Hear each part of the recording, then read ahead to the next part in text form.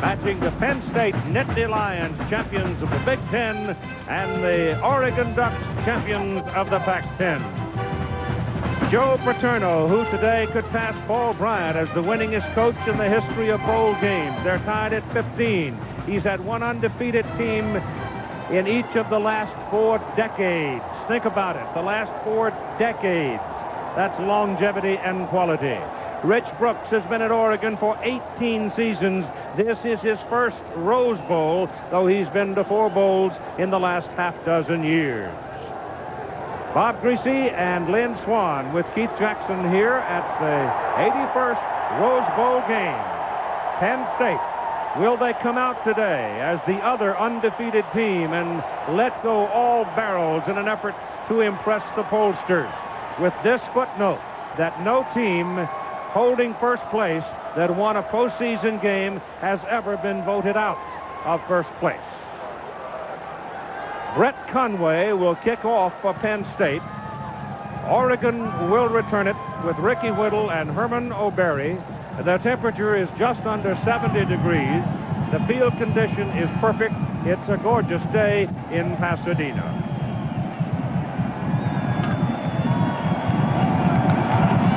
The officials today are out of the Atlantic Coast Conference. Courtney Mosey is the referee. And Brett Conway now ready. Penn State was here in 1923. Oregon was last here in 1958. It's Ricky Whittle from the 8. And he comes back to about the 18. There, the Oregon Ducks will put it into play. Danny O'Neill, in his career at Oregon, had a huge season last year, a little less this year, but the team was more successful this year, as he has thrown the ball for more than 7,000 yards. Opening behind him in the backfield will be Dwayne Jones at fullback and Ricky Whittle, number 14, at tailback. And they will play a lot of tailbacks today. Oregon will send Ricketts, number 3, wide, along with Christian McLemore.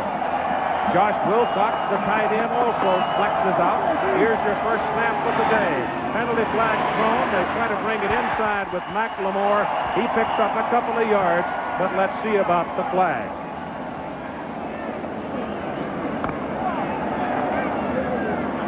It'll be offsides against Penn State, so there is some anxiety running through the minds and souls of these youngsters. The offensive backs and receivers for Oregon, McLemore, number 1, is a key man. More often than not, the hot man. He is a little guy at about 185 pounds, but he will go down the middle with it. And the idea for all these wideouts for Oregon, first you catch the ball and then you run with it. So they effectively become running backs once they have the ball. So the offsides penalty against the Nittany Lions gives Oregon a 1st and 5 up at the 24. And this is Whittle, 193-pound junior out of Fresno, California, getting just across the 25. Now these are the people that will tell the story of Oregon's fortunes today. The offensive front, Bob Greasy, they got to give Danny O'Neill enough time. 4 new starters in that offensive line from last year. 3 of them were sophomores. They've had a lot of injuries in that group, and they have allowed a lot of sacks. Penn State sacks the quarterback very well, and you are right. They must play well for Oregon to have a chance. 2nd down and 3. It is O'Neill looking to the right. He's got double wide there. They stay with a run. They go to Whittle. He's caught by the ankle. He can't break loose from Willie Smith. And he is taken down after about a yard pickup. So it's a sticky wicket in the middle against this defensive bunch. And Willie Smith, who just made that last tackle, I think will have a big day today because he has grown this year, I think, into a terrific football player. In the secondary, Bob, there's a new man. Penzinek starts at free safety. Dingle and Doring, Herring and Dingle both out. There's a look at Penzinek. His first career start is the Rose Bowl. 3rd down, first pass thrown wide to the left side to Cameron Ricketts, and Ricketts goes up, one-hands that thing and brings it down. Wasn't a good throw by O'Neill, but what Oregon needs to do on offense is come out and make first downs and control the football. Keep it away from Penn State and that high-scoring offense. It is just enough for the first. Put it up on the 34-yard line, and Andy O'Neill is probably pumped, wouldn't you say, at this point. That's Whittle bouncing over the right side, finding a little daylight. A penalty flag thrown here, and I think you've got possibly a holding call coming up. And if it is holding, it's probably against Oregon. There's the holding, and it is against Oregon. And let's check in with Lynn Swan. Thank you very much, Keith. You know, let's try and put that Nebraska-Miami in perspective for both these teams. When I talked to the kids from Penn State, they were a little disappointed, a little depressed. Not that bad. Joe Paterno stressed to these guys, it's the outcome of their season is up to them. They can't depend on anybody else. He felt they would not be down. But I can tell you, when you watch a game like that, you watch it all the way through the fourth quarter, you think what you want is going to happen. Miami's going to upset them, and they don't. You are a little down. If they can get it under control, they'll be okay. On the Oregon side, they said they don't think they can nickel and dime the Penn State team. What they want to do, move the ball and look for the big play to get some points on the scoreboard. Keith? That was a 12-yard penalty against Oregon. So it moves it back and makes it a 1st and 22. Because holding is a penalty from the off the foul. O'Neill smash down the middle. Caught by Josh Wilcox, the tight end. This time O'Neill was on the money to his tight end right in the heart of the field, and he is close to a first down. Well, what Lynn said was they need some big plays, and O'Neill is the guy that has to give it. They've got some speed at the wide receivers, and Wilcox, the tight end, is going to have single coverage a lot during the day. That's a big throw for O'Neill and a big catch for Wilcox. Josh, Daddy was Dave Wilcox, who's one of the great ones in San Francisco 49er history. Played the same position. Yep. Played for Lynn Casanova. And that 58 team that played Ohio State here, and we've got another penalty flag. So the boys from the ACC brought the laundry with them, didn't they? Courtney Mosey with the call. Dead ball. Delay of the game. Offense. Dawson is the umpire. Michael Samples, the head linesman. Richie Williams, the field judge. Williamson. John Gutbold, the line judge. Dan Hogue, the side judge. And Tommy Hunt is the back judge. So the Ducks now absorbing their second penalty. They'll be looking at 2nd down and 6, having almost picked up the first down on 1st and 22. O'Neill back, short drop, quick pass, bring it back into the middle, into the traffic, and there's the first down. Caught by Denver Ricketts. Ricketts is 5'9", 177, sophomore out of Culver City, California. Ricketts led the team in receptions this year with 36. Oregon needs to hit the game going on all cylinders. They want to take some offensive plays that are sound, but they also want to try big plays, wide open, throw the ball all over the field. They're not going to leave anything in their bag of tricks. On the 49, first down for the Ducks as they near midfield. Penn State offense is yet to see the ball. This is Whittle. He's hit behind the line of scrimmage, but shakes off the tackler and gets it across midfield to the Penn State 48-yard line. He got away from Flint Holes, the strong safety. Brian Miller on the tackle. Holes is going to be 13, and it's just a good job by the running back to avoid the tackle. Poor tackling by the defense.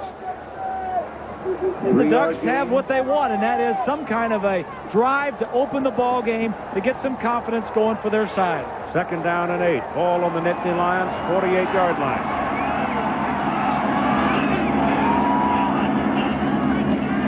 O'Neill down the middle.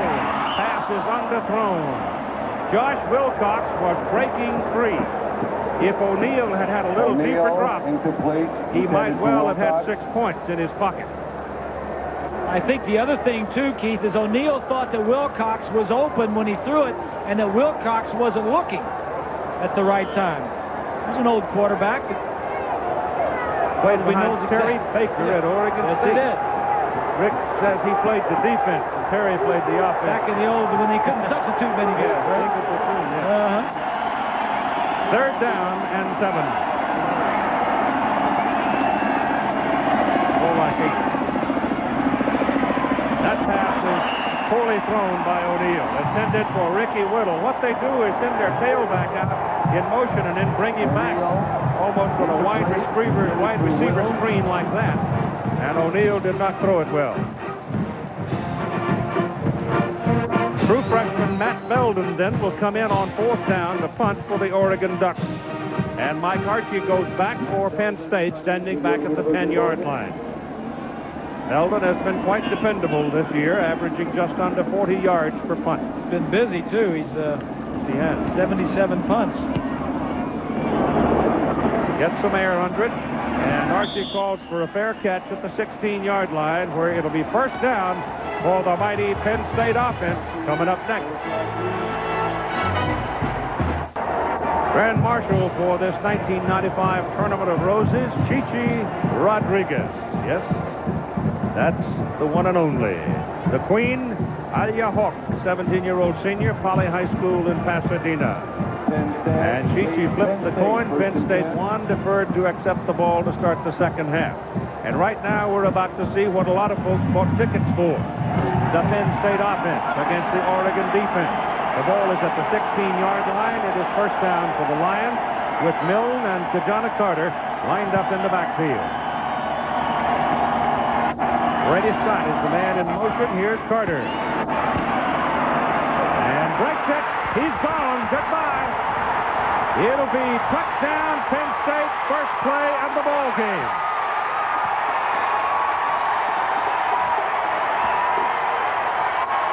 It goes into the books as 83 yards.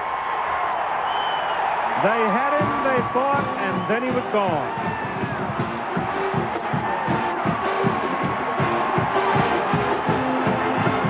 I was going to tell you he's explosive, but you can see that. He breaks a tackle of O'Berry, number 4, right in the hole, right here. He breaks the tackle. Everybody else has got a man in their face, and he is not going to be caught from behind. Gained over 1,500 yards, rushing 1,000 yards each of the last 2 seasons. Penn State leads the nation in scoring offense, and that is one of the reasons. Brett Conway for the point.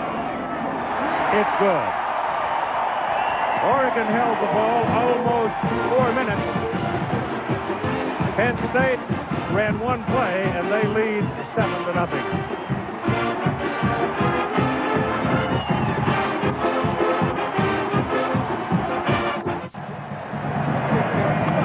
That is the longest Penn State run of the year by Kajana Carter. It is not a Rose Bowl record. The record held by Tyrone Wheatley of Michigan against Washington in the '93 game, when Ty went 88 yards.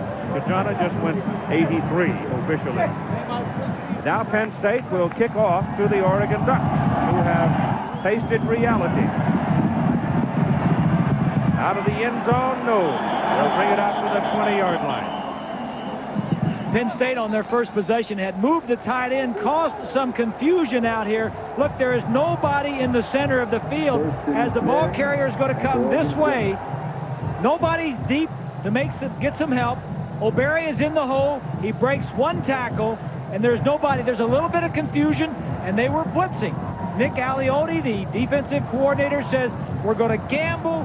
We're going to blitz more than we have ever blitzed before, and when you do that, sometimes you win big, and sometimes you get burnt. Dino Filio, number 12, is now the tailback. Whittle had the first series. O'Neill's pass complete to Josh Wilcox.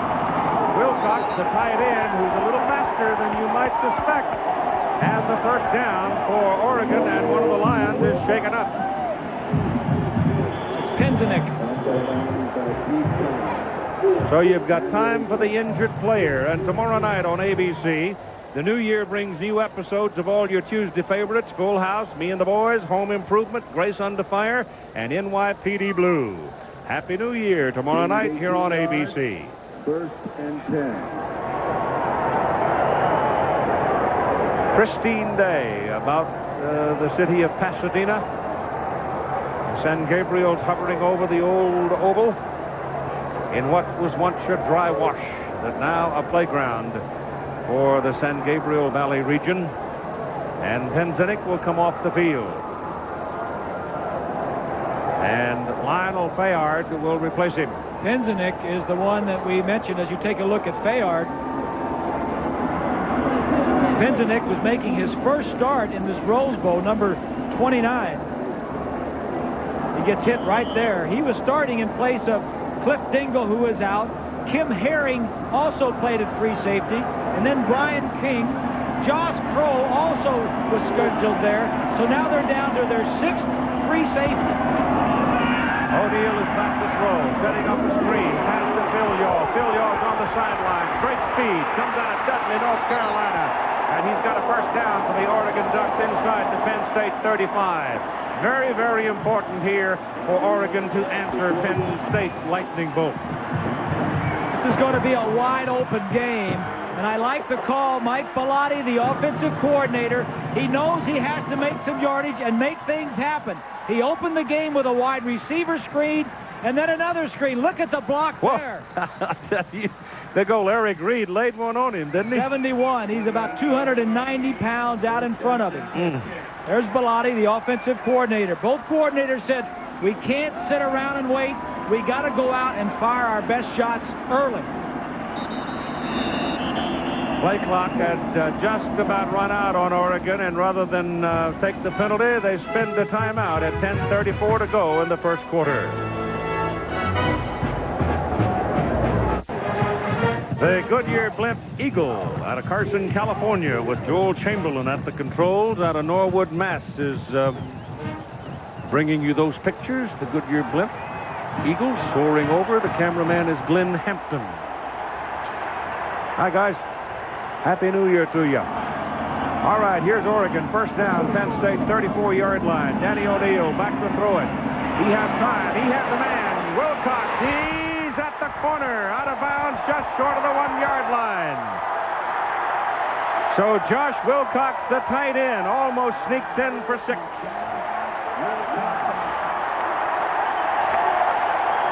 What you got to watch, he's going to sit up and pump. Right here, the corner bites.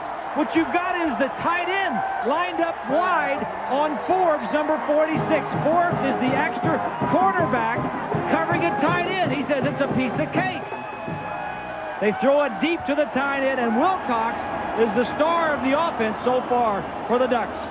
O'Neal 6 of 8 now at 118 yards, and Oregon is knocking on the door. ABC Sports coverage of the 1995 Rose Bowl brought to you by Lincoln Mercury and the complete line of the 1995 Lincoln and Mercury automobiles. By Hidden Valley Ranch flavor Wavy Lays. Bet you can't eat just one. Microsoft, the leader in software. Where do you want to go today? And Red Dog Beer, bold yet smooth, unusually easy to drink. You're your own dog. Oregon ready from the 1-yard line. First and goal. Play goes into the middle, and the Lions stuck it. May have lost on the play. And a penalty flag on top of it. Phil Yaw tried the center of the line, and he ran into a bunch of trees.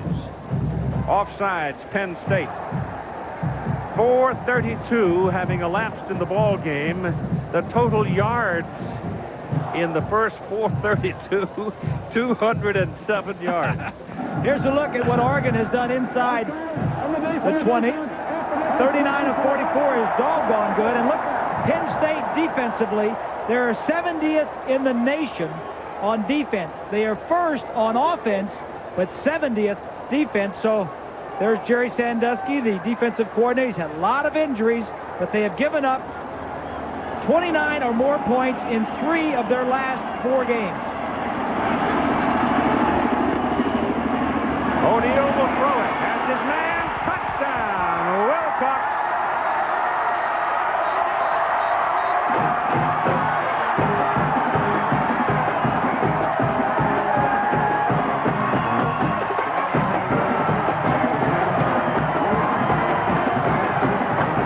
It's only right. Wilcox did a lot to get him down there. Here's Wilcox here. He's going to slide to the outside as the ball is play action fake. Watch as he's going to hit him to the outside. Second down and short. Still a good down to throw on. Wilcox wide open for the touch. Matt Belden is in for the extra point to tie. Got it. Josh Wilcox is going to owe me supper. Because when I visited, I sat with him and told him he could have a big day against the Penn State defense.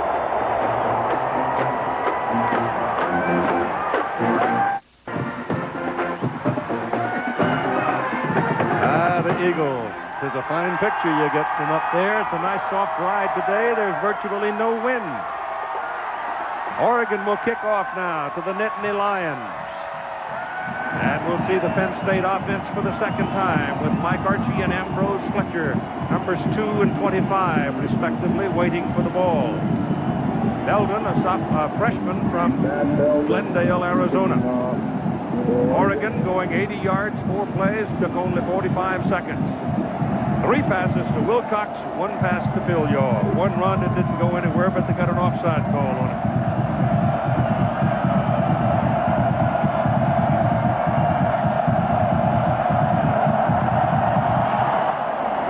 Kick's got a lot of air under it, not too deep.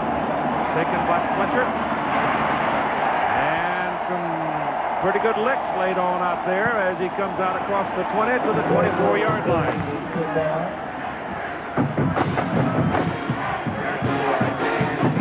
Kerry Collins, big guy, weighs in at better than 230 pounds, 2,700 yards almost. 21 touchdowns and only 7 interceptions. Great year for the young man, Keith. He was the top-rated passer in the country. And he was my choice as the surprise player of the year. He wasn't rated in the top 20 of the quarterbacks at the start of the season. Second offensive player of the game for Penn State. Now bet you the Ducks know where Kajana is. Collins back to throw it. Throws underneath to the fullback out of the backfield. Brian Milne, and he's wrestled down at about the 27. One other point on Kerry Collins. He is the only Penn State quarterback ever to lead the nation in passing. There's Carter. You know all about him. John Whitman is normally your fullback, except today Brian Milne steps up. Ingram and Scott, very, very good wide receivers. Kyle Brady, thought by many to be the top tight end in the country. But Josh Wilcox has got a pretty good standard so far in this ball game from the Oregon side. Brady hasn't seen the ball yet. Into the middle goes the fullback, Milne. Joe Paterno said the other day, he says, you know, people don't say much about our fullbacks. But he said, I wouldn't be surprised to see both of them gone in the pro draft before we get very far into the second round. Next year, they're both juniors. They'll be back. Yep. Jeff Hardings is the man who leads that offensive line for Penn State, and it's an offensive front that is very good. Harding's an All-American. In fact, 5 All-Americans on this offensive unit for Penn State. Lions have a first down, 37-yard line. Carter's second carry of the ball game, and this time the Ducks get a hold of him. They got him just about the line of scrimmage. The defensive front for the Oregon Ducks, Bailey, Malapai, and Slyman, but it's those 2 linebackers in the middle that have got to fill the cracks, Rule and Asher, and if they don't step up and fill the cracks, you're going to see a lot of Carter's back.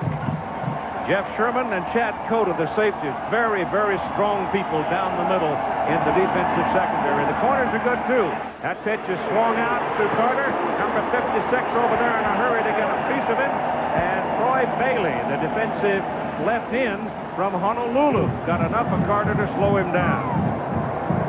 The strength, Keith, and you mentioned it, this Oregon Ducks defense, their defensive backs, they have a lot of good players defensively.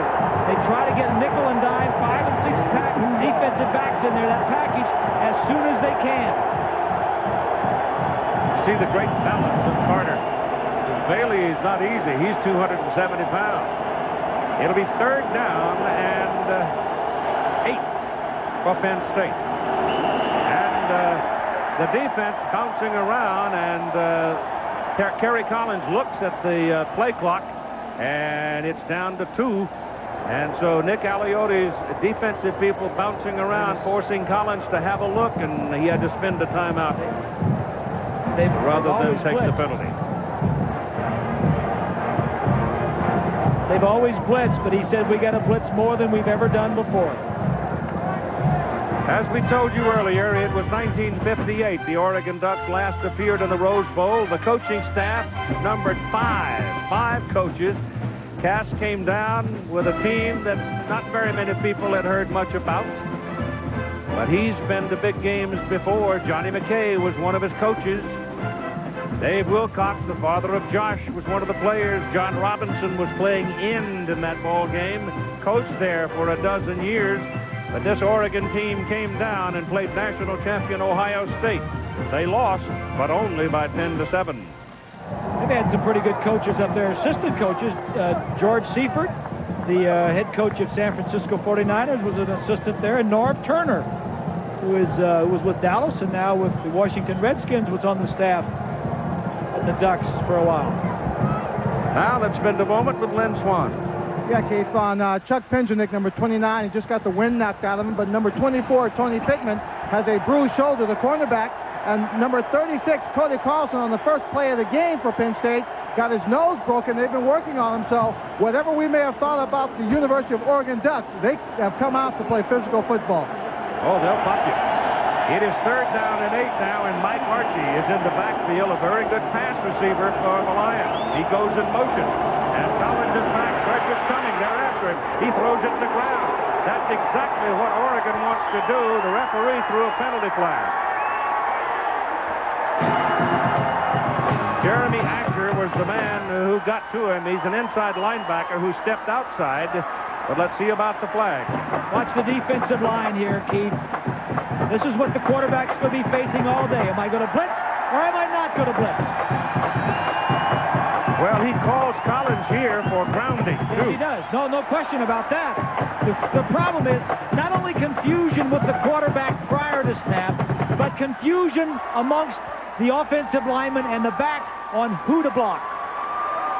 All right, Herman O'Beary, cornerback, goes back to receive. It's a 21-yard penalty and a loss of down, so the Lions, for their punt, go back inside the 20. And Darrell Kania will do the punting. 8 minutes and 15 seconds to go in the first quarter. It is a 7-7 ball game. The very first play for Penn State. Kajana Carter went 83 yards. The Ducks came right back. Kania's kick is out of there. It's a good one. Fielded by O'Beary, and he is taken down almost in his tracks. That is very good coverage by Penn State's Chuck Penzenik. 42-yard punt and a 2-yard return.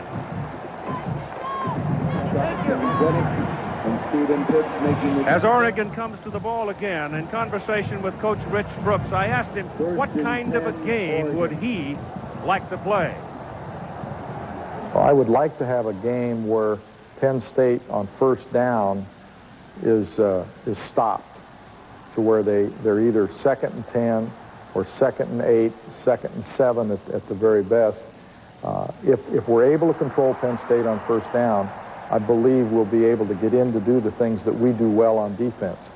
And offensively, we're going to have to score a lot of points because it's unrealistic to think Penn State isn't going to score some points. Well, that second defensive series for Oregon pretty much went just that way.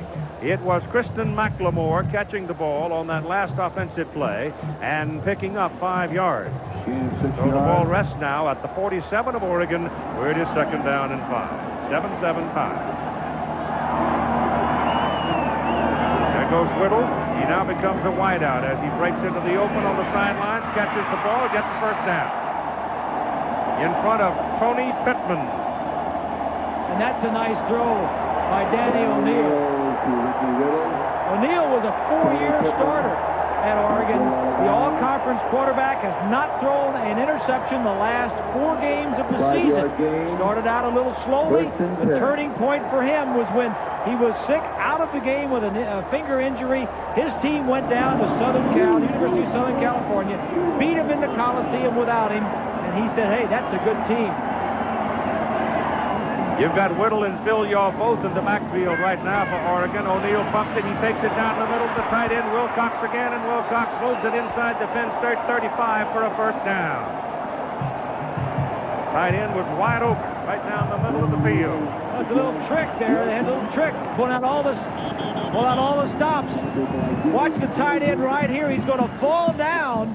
Let everybody go away from him, and then he's going to watch him fall down. That's the old fall down play. Linebackers forget about him. Comes back in the middle. They're pulling out all the stops there early in the game. Oregon's Danny O'Neill now 10 of 12 for 143 yards, 1 touchdown. He's thrown to 5 different receivers. You know, most teams have that play. Either a little fall down screen or a fall down sneak in the middle. It always works. I've never seen where that does not work. Chain gang was late to get a start. Somebody had to say, hey guys, we're down here, you're up there, come on down and join us. He's hit 7 straight passes, has O'Neill. What a bright, shiny youngster he is. Absolute pleasure to spend time with him. You got a double tight end, Blake Spence and Josh Wilcox sharing the position. They both play a lot. O'Neill is back. Lets it go down the middle. This will be intercepted. It is picked off by Chuck Penzinik. He threw that one up for grabs. That was a bad decision to let it go because Chuck was sitting back there playing center field, and he threw it right to him. Well, Penzinik, who was injured earlier in the game, gets his first interception. And O'Neill, the first interception in the last 5. There's Penzinik right there. Just going to back up, play his eyes. Poor throw, obviously, by O'Neill. He had an open receiver going across the field. He did have some people in his face, though. I mean, Penn State folks get in your face. They're big. Sometimes you try to take advantage of a position, the free safety position, and you don't read the coverage. Here goes Carter. And DeJohn on his second effort. Again, they thought they had him, and 2 yards later, they finally do.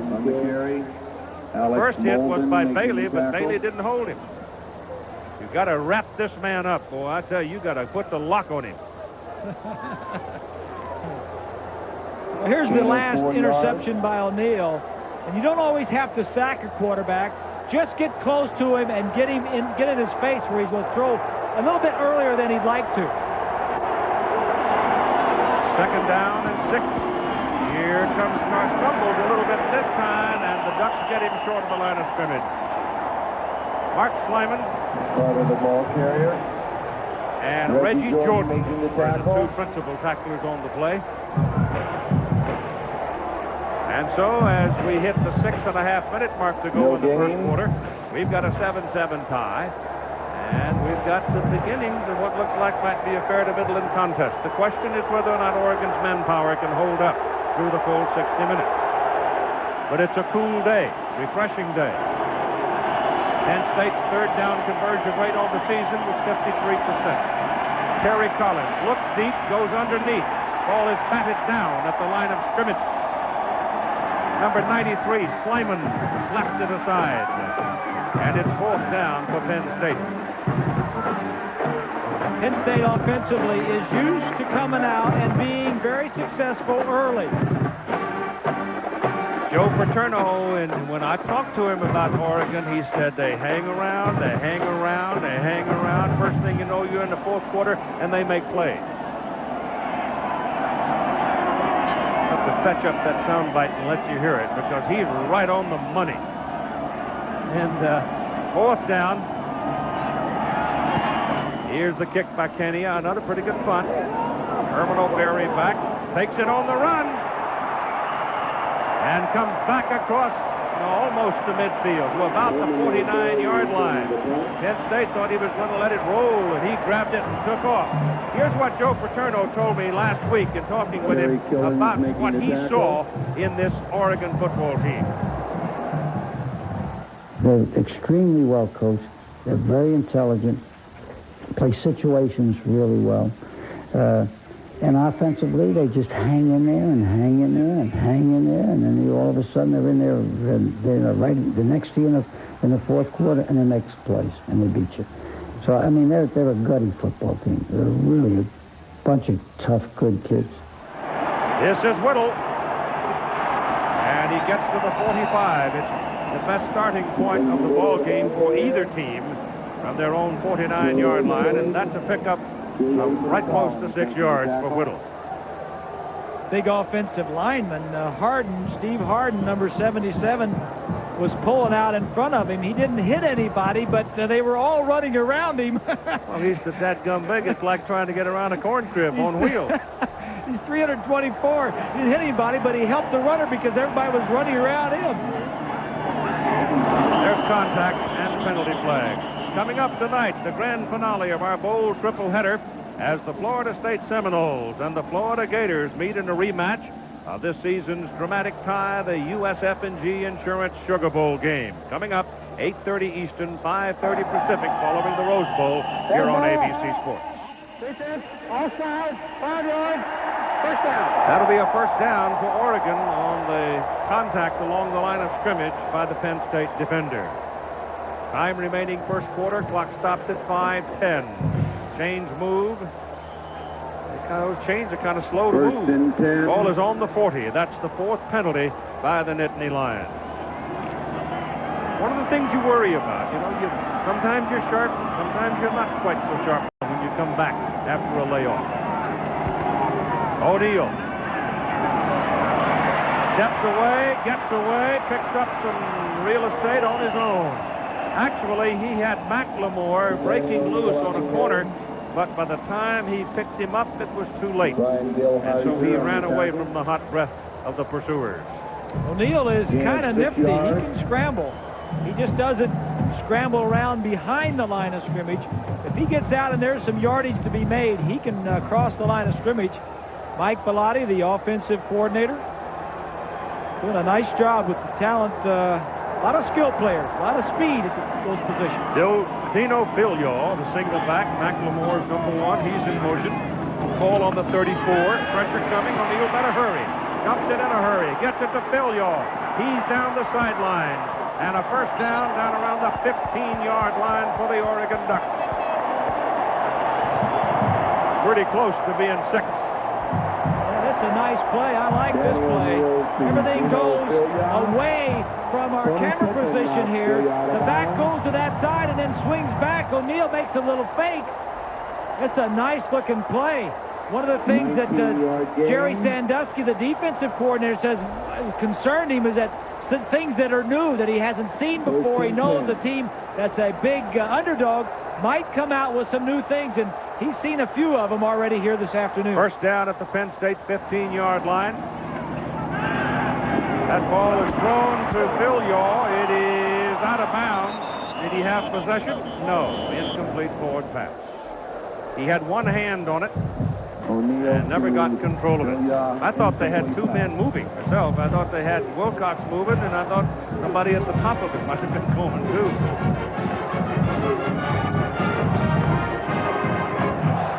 A lot of screens. This is another screen. Fake the draw. Swing it wide. You got to trust your quarterback on something like that. It's a good call. He never had possession. Second down and 10 from the Lions' 15-yard line. After that lightning bolt by Carter, Oregon pretty much had control of this first quarter. That ball is thrown to Filio. He puts his head down and finds his way to the 10-yard line. It'll be third down and 5. Tony Pittman, number 24, making the hit for the Lions. Tony Pittman was one of the scholarship winners. Yes, outstanding academics. 3.57 in industrial engineering. Gain of 5 yards. Son of a great Penn State player himself.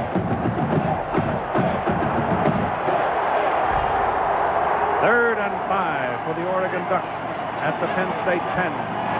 Shotgun. Give it to Filio over the left side. Down close to a first down. Depends on the mark. Ben Stewart brought him down for the Lions. Making the tackle. And I think he's just short. Belden will come. They will take the 3 rather than risk not getting the first down at the 5. And they're almost a full yard short of it. So Belden is out to try the kick. Ryan Perry-Smith will hold it. And Rob Williams will snap it. 23-yard field goal drive. He's 6 of 6 inside the 24.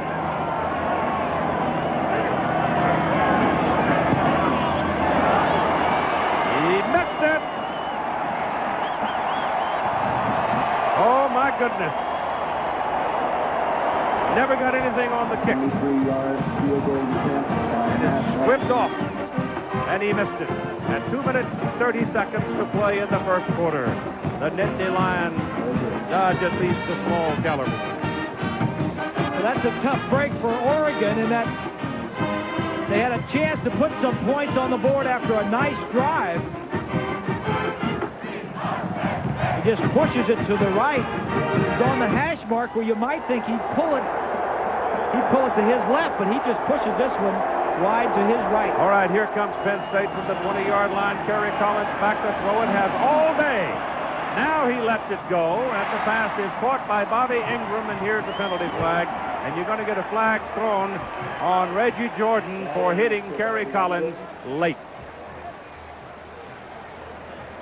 He threw a rope after he surveyed the field 3 times. Yep. 15 yards from the end of the run. First down. Jordan got there late, and that makes it a huge play.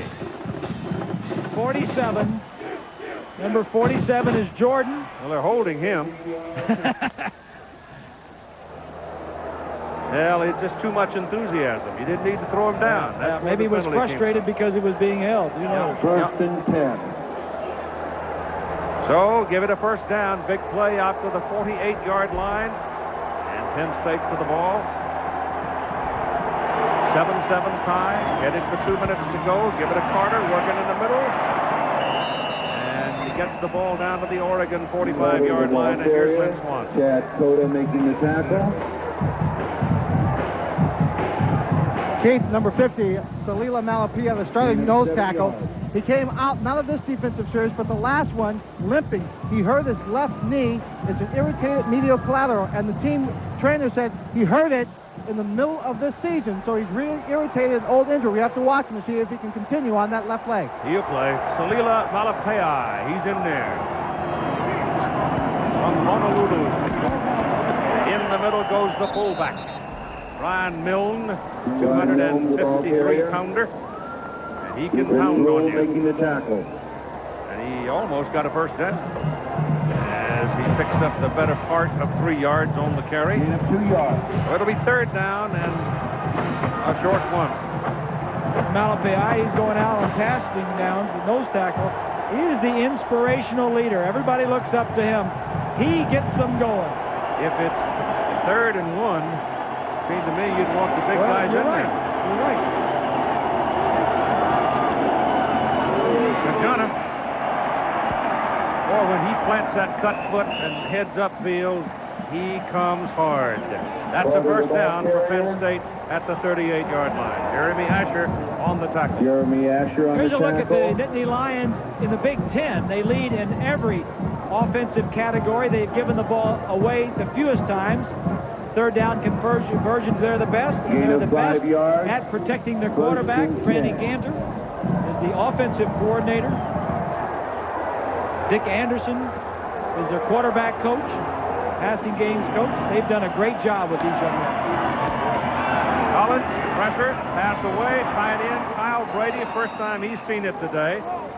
Jeff Sherman takes him down at the 35-yard line. Kyle Brady. Chad Cota and Jeff Sherman, the safeties, are the people who have the responsibility of that big old tight end, 6'6", 260 pounds. There's Cota right there, Keith, a strong safety blitz. When you get a blitz, you should throw in the direction where the blitz came from, because that's where the coverage is going to be a little void.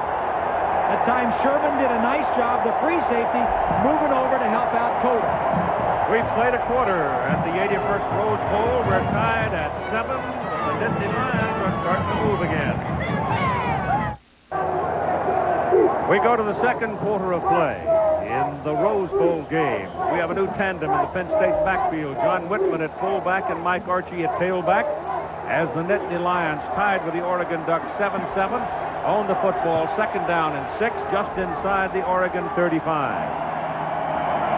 Freddie Scott is yet to see the ball today. He's the man in motion. Hand it to Archie into traffic, 1 yard. That'll do it.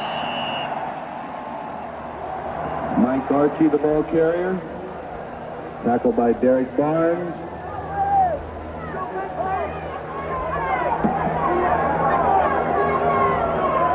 Here's a look at the numbers of the first quarter. Oregon has had possession one more time. That's why they have a few more plays. First downs. Oregon is doing it through the air, 167 yards, and Penn State on the ground with 110.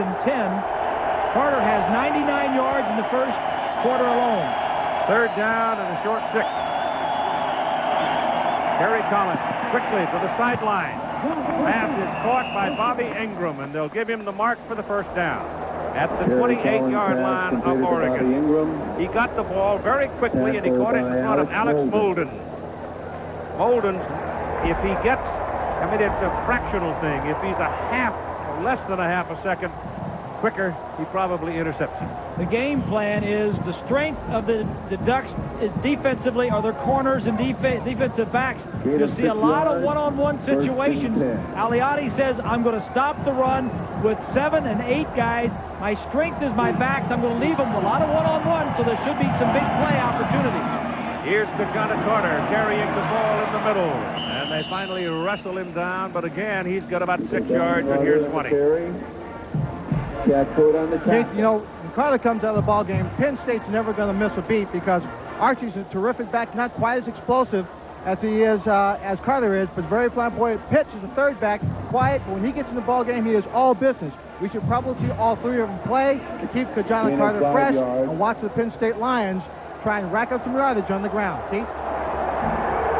Carter 7 carries, 105 yards, and a touchdown so far. Flips and down he goes on one knee back at the 34. So he's back to a yard beyond the original line of scrimmage. Lost his footing. And that feels very good. There's nothing wrong with that field. That was put such pressure on it. Yeah, that was designed to fake to one side and then go back the other way, and he just slipped on the turf. Archie back now. It's a passing down on 3rd and 11. As we told you a while ago, Archie's a very good receiver. Junior out of Sharon, PA.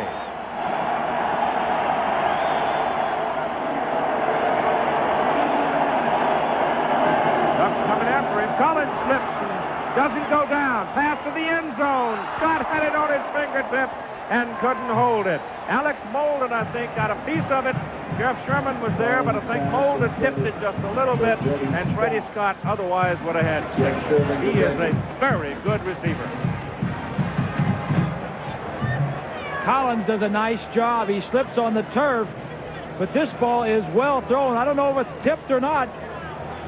Yep, yeah, it was tipped. Just a little. Yep. Alex Molden, just not a finger. Underthrown, just a tap. So it's 3 plays in a row. The Penn Staters have slipped a little bit here, so maybe they'll be changing shoes. Brett Conway for a field goal try from the 36 for 46 yards. He doesn't get it. The Oregon Ducks celebrate their defensive effort as they turn Penn State away at 12:26 to go in the first half, a 7-7 tie.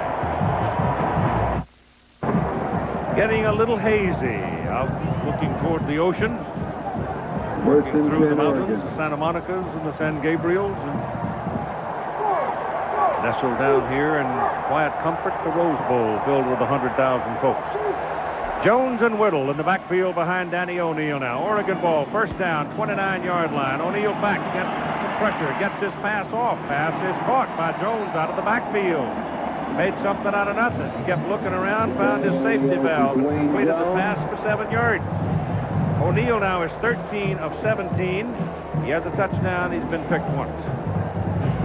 He was 12 of 16 in the first quarter alone, so the Ducks are throwing the ball, and they're getting their yardage a lot of times by throwing it short to the backs and allowing them to run, but the passing game is primary with O'Neill. Cameron Ricketts and Kristen McLemore to the left side. O'Neill getting pressure. Willie Smith, they throw it to Ricketts. He can fly, and he is caught from behind.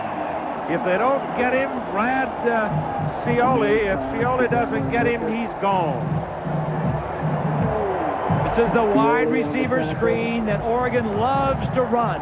That's McLemore. He's going to clear out, and Ricketts will come into the picture and catch the football. Now, Scioli's a defensive lineman. He comes back, number 5, the biggest defensive lineman you'll ever see, but he's a defensive lineman, comes back and saves a big play for the Ducks. Brad Scioli can run.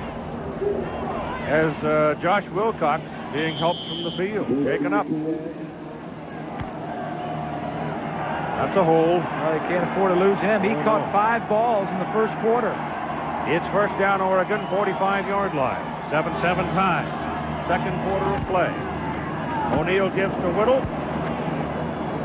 Oregon, he slipped a little bit when he planted to make his cut, too. So it's, they're looking to Wilcox. You don't like to see that because sometimes that says concussion. Remember what happened? It looks like he did get hit in the head, and if that's anything like a concussion, he's kind of a loose wire anyway, isn't he, Keith? Yep, he's a live wire, no doubt about that. Second down and 7. O'Neal turns, throws over here, pass is caught by McLemore, trying to set a screen for him, and he's short of the first down by a yard. Brought down by Phil Yeboah-Cody, linebacker who defended his zone well. The linebackers for Penn State are the strength of this defensive unit. Yeboah-Cody, Gelsheiser, number 16, and Willie Smith, all 3 of them outstanding players, all conference players, first or second team. Gelsheiser, 16, led the team in tackles the last 3 years. Third down, a yard and a half. They run for it, give it to Whittle, won't get there. Ricky Whittle is hit almost before the line of scrimmage by number 8, Jason Collins, the strong safety who had come up and broke on the play from the line of scrimmage. So the Ducks will have to punt it.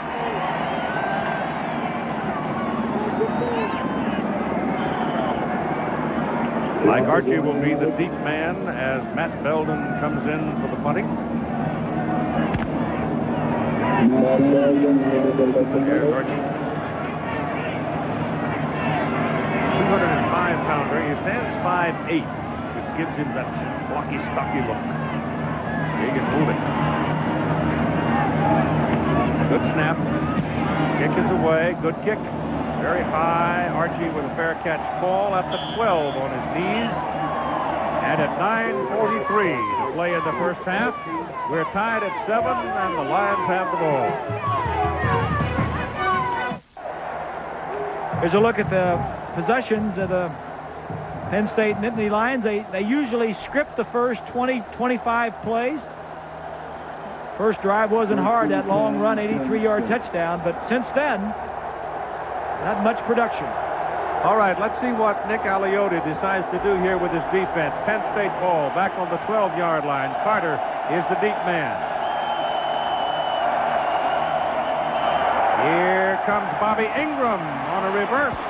Chad Cota takes him down at the 17. Gain 5 yards. Chad Cota, the strong safety. Cota is the, well, they say he's the glue. Aliotti says he's the glue that holds that group together. Yeah, he's their MVP this year. Exactly. He's the team most valuable player. He is making his 43rd consecutive start. And he, there you are. Those are the 2.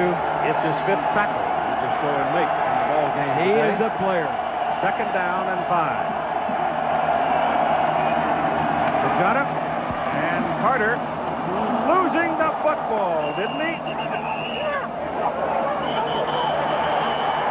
Sure did. Oregon, I think, had their hands on the ball. Now, whether they kept it or not, I don't know. Well, the ball was out. He was not down. Ball was out early. Oh, I think somebody blew a call. Let's see it. I don't think any of the officials saw it. The They ball didn't see the ball loose. Yeah, they didn't see it.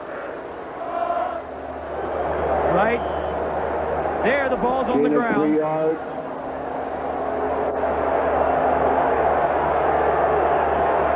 Left side, ball is out on the ground, but who gets it? 50 coverage. Who got it? I don't think the officials knew the ball was out. None of the officials saw it. No. So Penn State keeps it 3rd down and 2.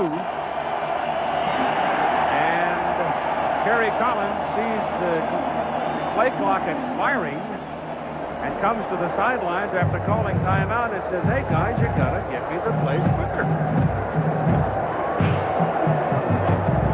Well, that's for sure. That's Penn State's last time out, too, in this first half, and there's 8:44 to play. Let's go back and take a look at that fumble. If we run the play, we'll see that the ball's going to come out early. But it looks like Jeff Harding's number 50 right there on the ground is going to come up with it. Right got here. His hands on it. Yeah, here. Derek Barnes wrestling with him, but it's Hardings who has the ball. Hardings in white, number 50, has got it. All right, Kerry Collins has his play. He moves the fullback over. Now comes back in motion and pitches it to Pajana Carter on 3rd down and 2. And he does not get the first down. Jeremy Asher, inside linebacker number 44, a junior from Tigard, Oregon, makes the tackle. I tell you, this has turned into a pretty good paint swap. You know that? They're pumping each other along that line of scrimmage. Both sides. And Kenya now will come in. Oregon will come out of this. They should at least if they handle the ball with pretty good field position. Herman O'Berry is back waiting for the punt. Kenya's done a pretty good job, 42 and 36, and not much return on either one of them for the Nittany Lions. Good snap. Kick is out of there. Good kick. O'Berry. Penalty flag is thrown. They may not have given him enough room. Let's see about it. If so, that will be a penalty in favor of Oregon. Stephen Fitz was down there in a big hurry on the special teams to make the tackle. 39-yard punt.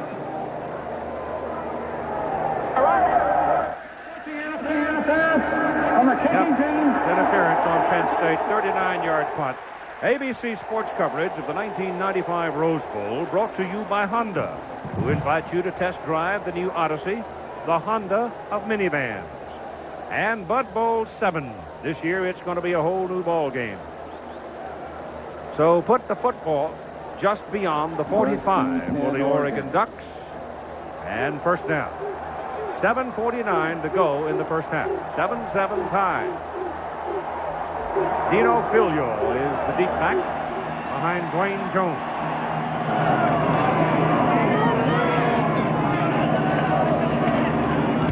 Filio on track.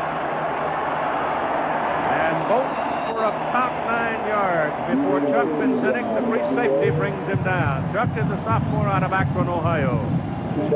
He's had a lot of action today, hasn't he? He has had a lot of action. Had a interception at the free safety position. Was injured a little earlier and back. Again, he's making his first start of the season. So it's 2nd down and 2 after an 8-yard pickup. O'Neill's pass completed to Dwayne Jones out of the backfield, and the penalty flag is thrown, and I think the Ducks are going to get dinged for leaving too soon. Dwayne Jones.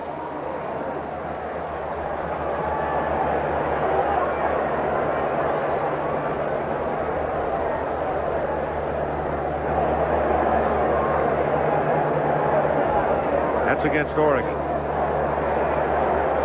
That's against Oregon. So you got 2 separate penalties. You take the one that's the most expensive, at least Penn State would. Wednesday night special on ABC.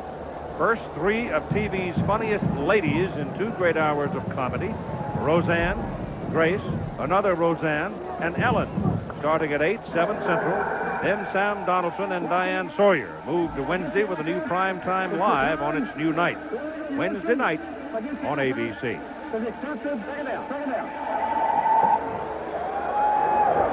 Well, I missed part of that narrative, but the ball comes back to the 48-yard line, where it'll be 2nd down and 8. They accepted the motion penalty.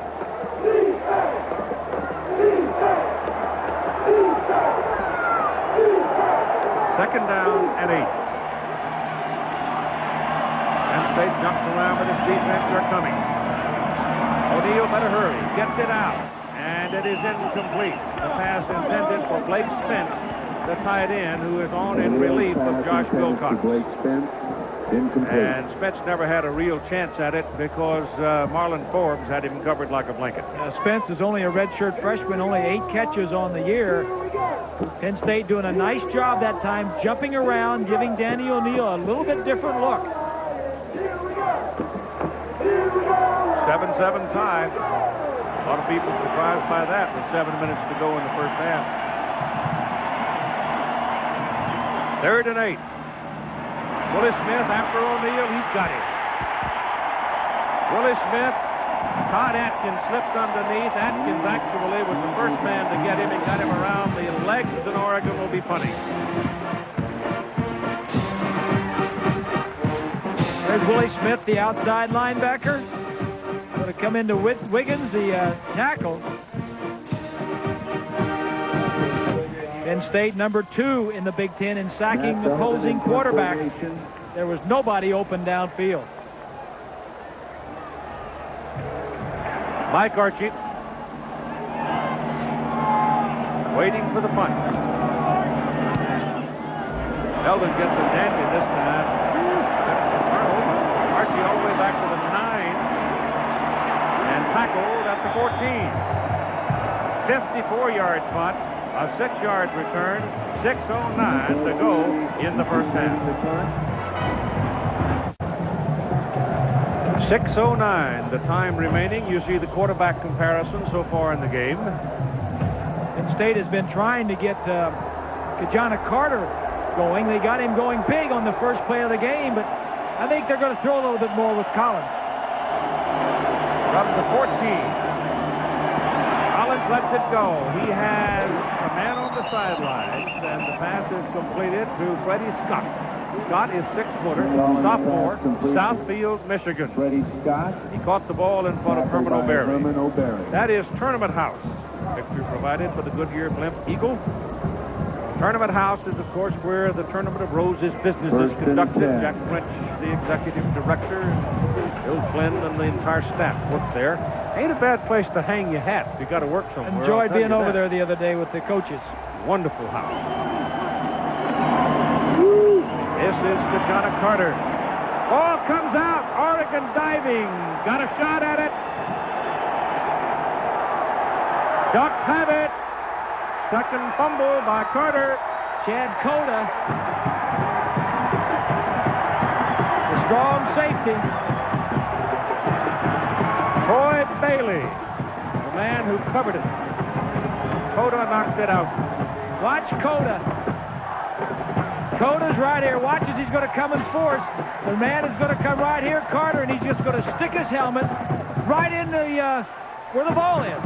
Knocks it out. That's the second fumble of the day for Carter. This one, the Ducks come up with. And it's first down at the Penn State 33-yard line. Ricky Whittle, the deep back. Danny O'Neill trying to catch it quickly. Got to hurry. Can't do it. Lions knock him down. Todd Atkins just kept coming and grinding and coming, and finally he got him.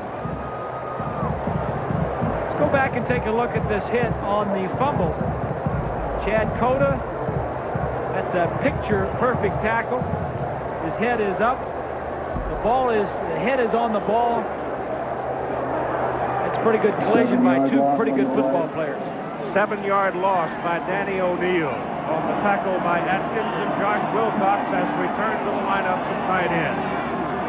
They need him. Things slowed down when he left the ball game. This is Whittle looking for a crack to run in, and the Lions are not going to give it to you at this point in time. Number 6, Aaron Collins, and Tony Pittman. Tackled by the Aaron people Collins to make the tackle. and Tony Pittman.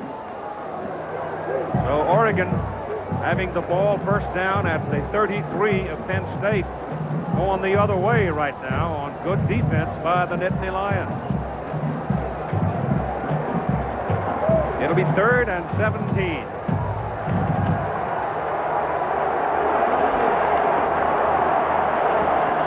Wayne Jones, the fullback, the single back here.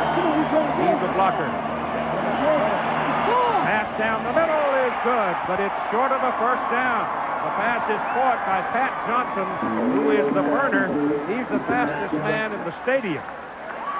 as a 17-year-old ran a 10.3 900 and a 20.7 200 meters. Gain of 13 But yards. that pass is good for 13 yards. It is short of the first down. It is 4th down for Oregon. So that first play was a big play by Todd Atkins defensively. Matt Belden, who missed from 23 yards, will now try from 44 or 45, depending on where they mark it. 3:52 remaining in the first half. Take a look at the previous play. Tight man coverage. O'Neal's going to get back and hit Johnson coming from the right side. The perfect throw to a man with a lot of speed. He just didn't catch the ball and keep running. Yeah, he just fell down. Matt Belden now, and we've decided it's a 44-yard try. Actually, 44 and a half, if you want to be precise about it. His longest is 47.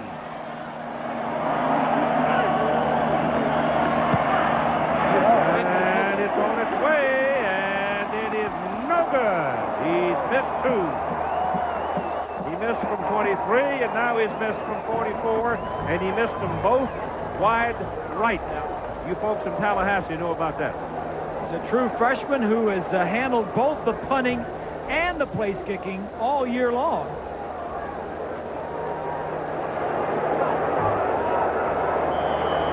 First and 10, Penn State.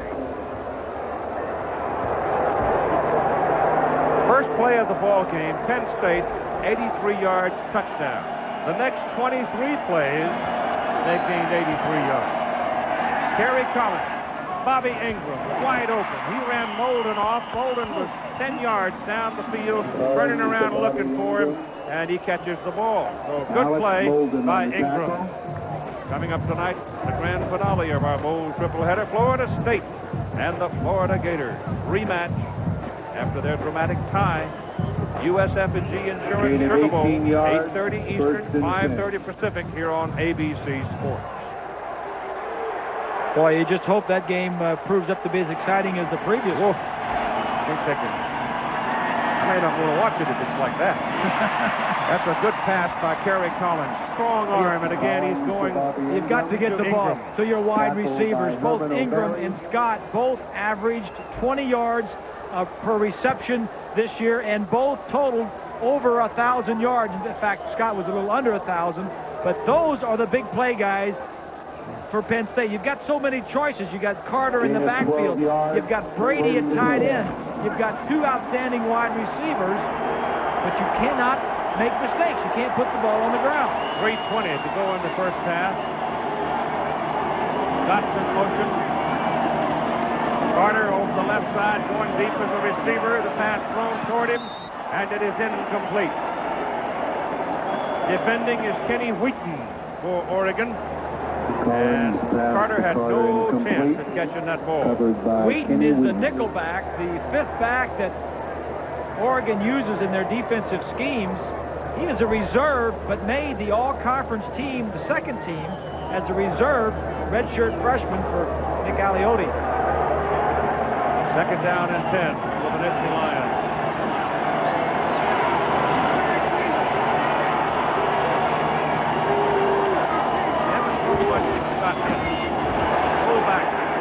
John Whitman.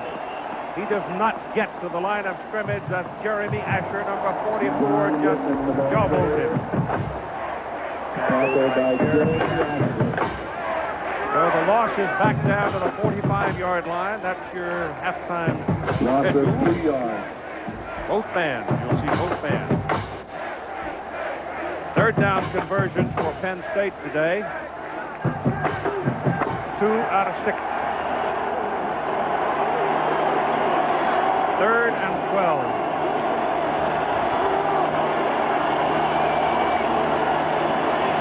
Collins going deep. He's got a man. It's out of bounds at the 1-yard line. Joe Juravicius. A redshirt freshman, 6'5", big target, makes a great catch. Juravicius, 83, the top of your screen, is like the 4th choice on this route. He came into the game with 1 catch all year. He is the punter. He is seen action punting a lot more than he has wide receiving, and that is a big catch for that young man. First and goal for the Nittany Lions at the Oregon 1. They got the matchup they wanted. Jurevicius delivered it to the 1. They've been outstanding inside the 20. Fullback, John Whitman, and he does not get over the top. It'll be second down and goal.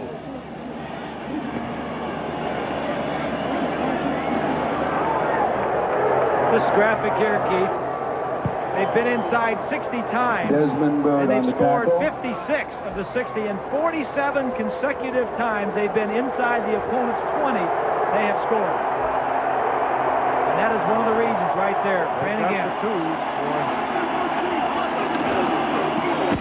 Fullback, That's the other reason. Brian Milne. He slams it in there. And the Nittany Lions have grown to the lead 13-7. And the play, the great pass by Collins, and the catch by Jurevicius sets it up. Milne, number 22, is 6'3" and 253 pounds. He's a good receiver and a Both tough, a load, aren't they? tough kid. Oh, boy, they're tough. Conway for the point.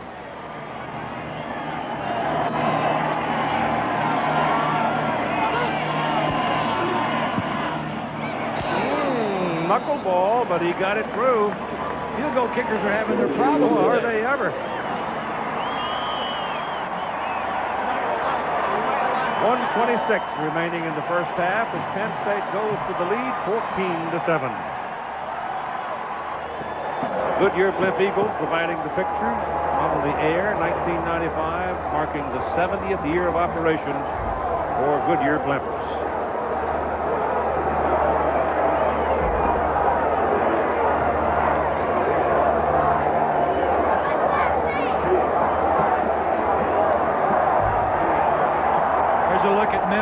The 1993 NCAA discus champion, and his goal is to qualify for the Olympics in Atlanta in 1996. Great story. He had Hodgkin's disease in high school, overcame that. Just a couple of surgeries, just a lot of chemotherapy. 6 months of hell. Good story.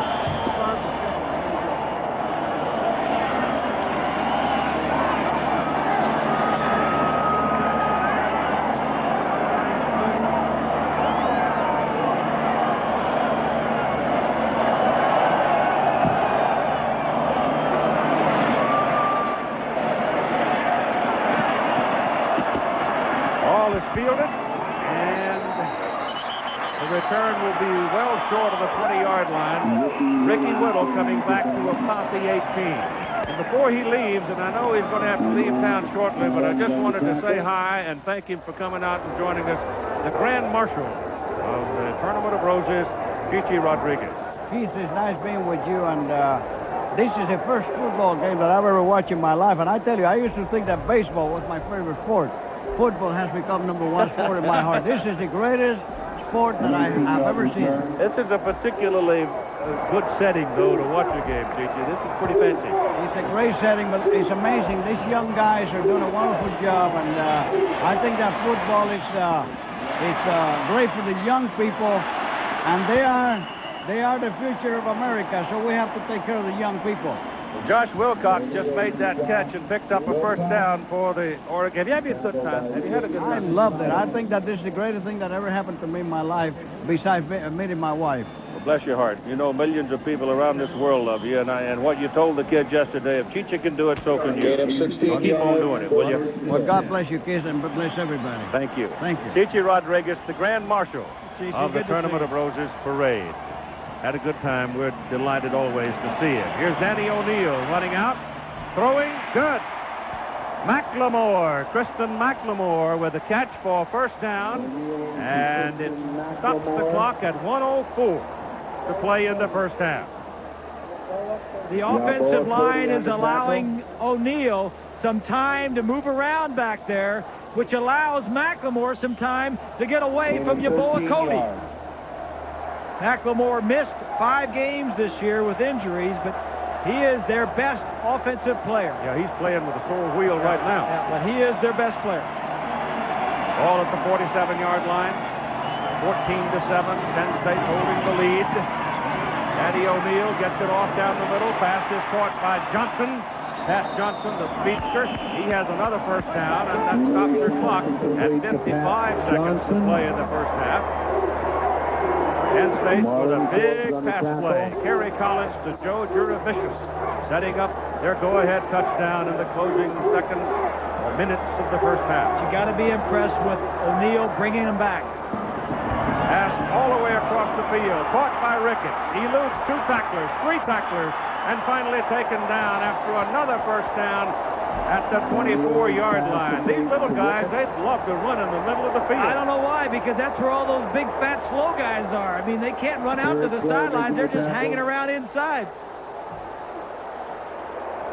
Ricketts, number 3. They're going to play right now. Here they go. A little short out. O'Neill on a rollout. Got to hurry and gets out of bounds. He picked up maybe a yard. He just scampered out of bounds to stop the clock at 30 seconds. There was nobody on that side of the field for O'Neill to throw the ball to. I'm impressed, Keith, with O'Neill. We had a nice chat with him the other day, and we were impressed with him and how bright-eyed and how intelligent he was, and he looked you straight in the eye. But the way he's playing, I think the key is he's a 4-year starter, and as I said, he's making his 41st start. And when you've played that many games and that many snaps, nothing really phases you. Oregon has 1 timeout remaining. O'Neill is now 20 out of 25 for 260 yards. He's looking for McLemore. He goes underneath McLemore to Josh Wilcox for a first down at the 11-yard line. 23 seconds remaining in the first half. And as you pick up a first down in the last 2 minutes of the half, they stop the clock to move the chain. And the chain pullers are pretty slow.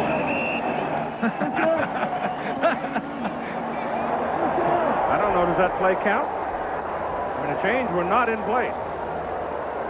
The officials didn't pay any attention to it. Well, the umpire marked the ball ready for play and got away from it, so. Aren't you supposed to have the marker down? They were in a hurry. Second down and 10 with 20 seconds remaining in the first half at the 11 of Penn State. That's McLemore. He's knocked down at the 10-yard line. Now they may have to spend the timeout. Use that timeout. Brian Gilheiser on the tackle. So Danny O'Neill with a timeout to talk here, and he told us earlier about where his season took the big turn for it. It came when he was at home watching his team play on the road. Watching the SC game on TV in Eugene, watching my team go down to my home area and play SC in the Coliseum, and watching them win and beat SC, pretty soundly with a great victory, and really put my attitude and the way I approached this year differently, completely changed it. I thought for some reason, and I don't know where I got this, that I had to put up numbers or that I had to drive the team down and make touchdown passes. And when I saw that SC game, I said, this is a great football team with or without me, and this is a great offense with or without me. And when I got healthy and was able to return to this to the team, I just wanted to be a part of what's going on here. Well, he's playing like it. Now they've got one shot, maybe. They can have time. If they don't connect in the end zone, then they'll be able to get a field goal. Well, first of all, you can't run the ball. No, you've got to throw it in the end zone. Secondly, you can't take a quarterbacks don't get sacked. Now, you got to get rid of it. You got to throw it in the end zone complete or throw it incomplete.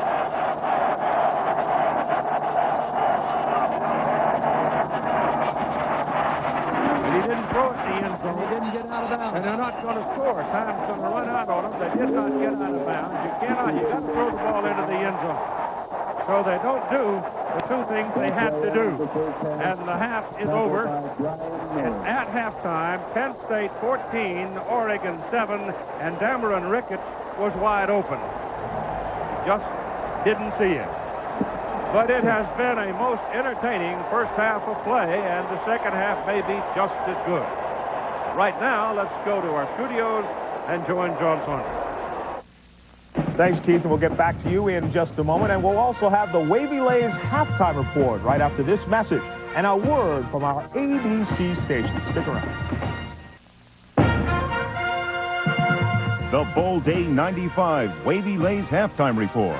Brought to you by Wavy Lays brand potato chips. Bet you can't eat just one. From our studio in New York, your host, John Saunders. 14-7 is the score. Penn State over Oregon. The second half is coming up. Scores and highlights with Todd Blackledge in just a moment. But right now, let's take you back out to Pasadena and Keith Jackson. Keith. All right, John, we're going to join the Penn State Blue Band, the Marching Blue Band, right now as they entertain at halftime at the Rose Bowl. Director of the Marching Blue Band is Dr. Richard Monday. The music is Jesus Christ Superstar.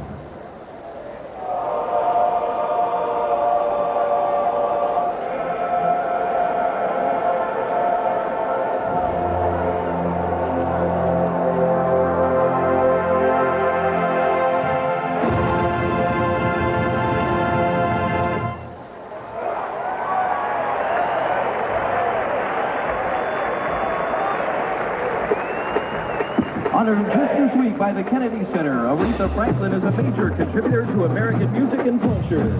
Here's a highlight for our Blue Band Silks, Touch of Blue and Blue Sapphire, Christine Wolfe, the Queen of Soul's signature tune, Respect.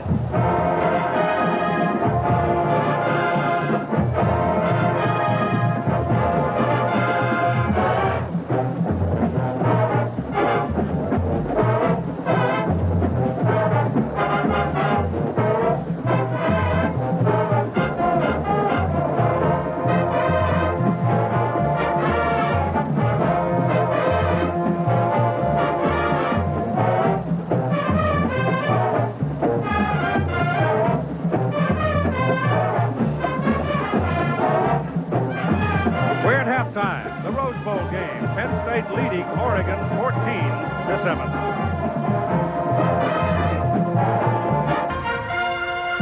And welcome back once again to the Wavy Lays halftime report. John Saunders here with Todd Blackledge. We'll get to Todd in highlights in just a moment. The score is 14-7. Penn State leading Oregon. Other bowls going on today, including the Fiesta Bowl. Colorado is pasting Notre Dame. Cordell Stewart has thrown for over 100. He's also carried for over 100. Rashawn Salam, the Heisman Trophy winner, at 47 yards rushing in the first half. South Carolina and West Virginia in the CarQuest Bowl. South Carolina wins their first bowl ever. Steve Tannehill did it, having a terrific day. 2-yard touchdown pass to Boomer Foster here. Tannehill fired up as they're up 7-0. Robert Walker on the ground for West Virginia. 24 yards for the touchdown, making it 10-7, but too much speed, Tannehill. Yeah, Tannehill had a great ball game, 227 yards passing and a touchdown, and also ran a little bit as he had to scramble out of the pocket. This 4-yard touchdown for Tannehill. He really matured under new head coach Brad Scott. 24-21 the final. South Carolina, their first ever bowl win. They had lost their previous 8. Cotton Bowl, this one was a blowout from the start. Texas Tech against USC. Rob Johnson helped contribute 28 points in the first quarter. That was a Cotton Bowl record. Here, 13 yards to Keyshawn Johnson, who had a terrific day as well. Big receiver, watch the extension on the sideline, knows where the boundary is, gets his feet in. Big touchdown. Both Johnsons had good numbers. Rob threw for 289 yards. Keyshawn, 222 yards, a new Cotton Bowl record. 7th straight loss in the Cotton Bowl for the Southwest Conference. This is the last year they'll represent Southwest Conference there. Alabama and Ohio State, you saw this one earlier here on ABC. There was a dog running around on the field, stopping things early. But Sherman Williams was anything but a dog here. 7 yards on the run. Terrific day. Everything Sherman Williams touched today turned to gold for Alabama. 359 yards all-purpose for the Crimson Tide. 27 carries, 166 yards and a touchdown. 8 receptions, 155 yards and a touchdown. The Hall of Fame Bowl in Tampa, Florida, between Duke and Wisconsin. Wisconsin wins the seesaw affair. Darrell Bevel, 11 yards to Jason Burns, and it was back to a 2-touchdown game. The Badgers lost Brent Moss this year, early in the year, but all was not lost. Terrell Fletcher today, career high, 241 yards on 39 carries, also a Hall of Fame Bowl record. For Spence Fisher of Duke, 28 of 46, 314 yards. So that's the good news. 4 interceptions. That's a Hall of Fame record. The bad news, threw an interception on Duke's first 3 possessions. That wraps up the day. There's one more game, of course, still to come on ABC following the Rose Bowl. For more on that, let's go to New Orleans now and join Brent Musburger and Dick Vermeil. Gentlemen. John, the early birds here at the Louisiana Superdome are being treated to a little flag football here in the background. Welcome, everybody. We should be in for a real treat, a high-scoring game to close out what has been a wonderful college football season. Take a look at this one graphic, folks. This is the 9th time that we have had a rematch in a bowl game. My colleague Dick Vermeil was involved in a very famous one. He's very modest, he's very humble, but he got his first NFL job because you beat Woody Hayes at Ohio State. Well, I think in that situation, Ohio State had beaten us soundly early, so the advantage goes to the loser. But in this situation, it ended up in a tie. I think that's how it starts tonight. All right, John, should be a good one. Let's go back to you. All right, guys, we'll see you for the rematch. That's coming up following the second half of the Rose Bowl. Enjoy it. The Bowl Day 95 Wavy Lay's Halftime Report has been brought to you by Wavy Lay's brand potato chips. Bet you can't eat just one.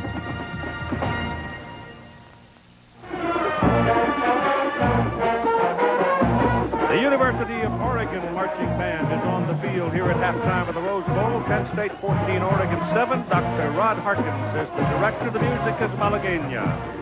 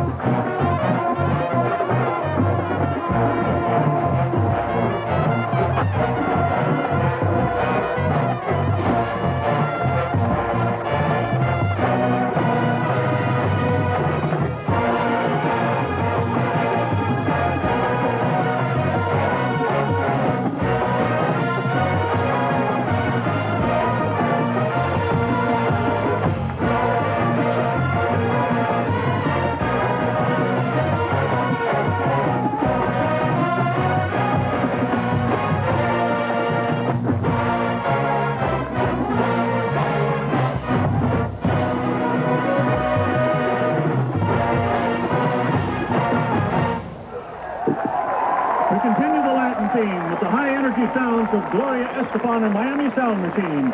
In an arrangement featuring our jazz line and solo twirler Janet Lord, here is Rhythm Is Gonna Get You.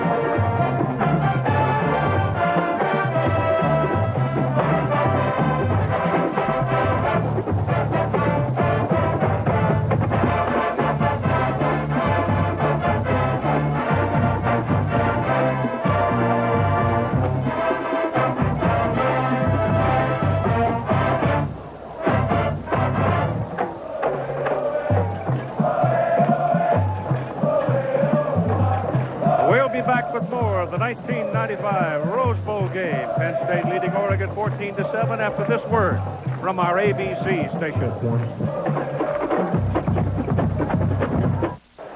It's a 14-7 ball game, and yes, that is correct, ladies and gentlemen. It has not been a blowout that so many people in the eastern part of the country were predicting, and people right here in Southern California were predicting.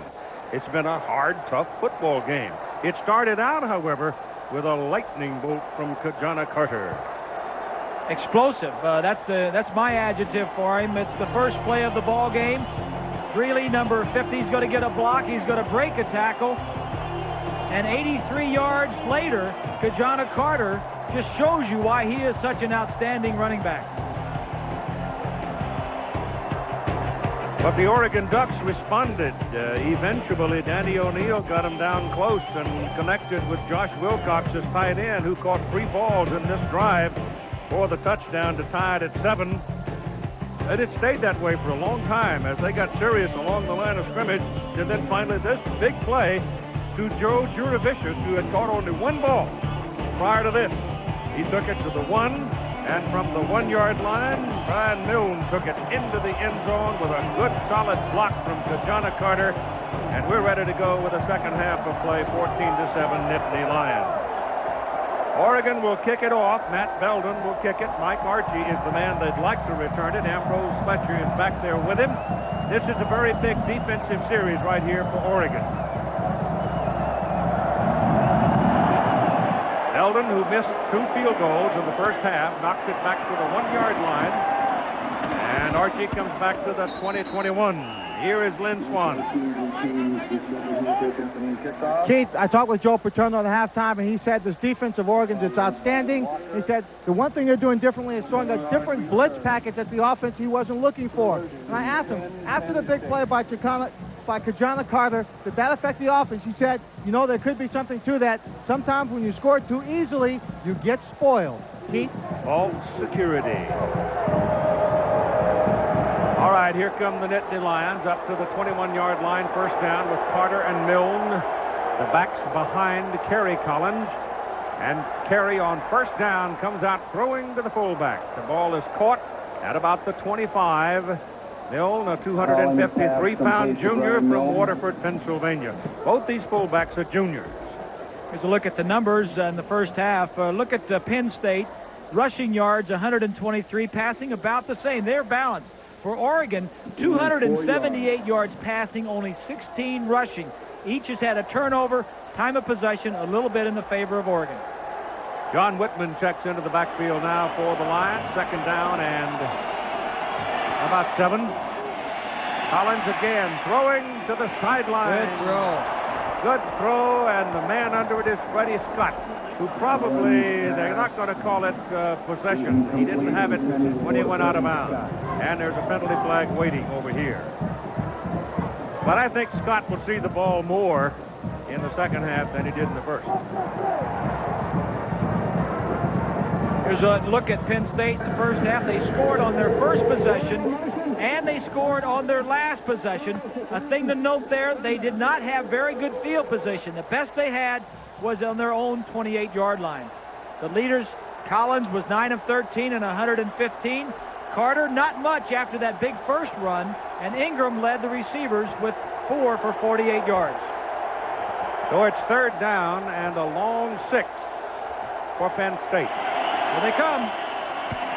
John Carter on a pitch, pops out of there, but they finally bring him down. They almost had him again. If you don't wrap Carter, you're not going to take him down. Jeff Sherman finally got him. Sherman doesn't make that tackle. He's the free safety.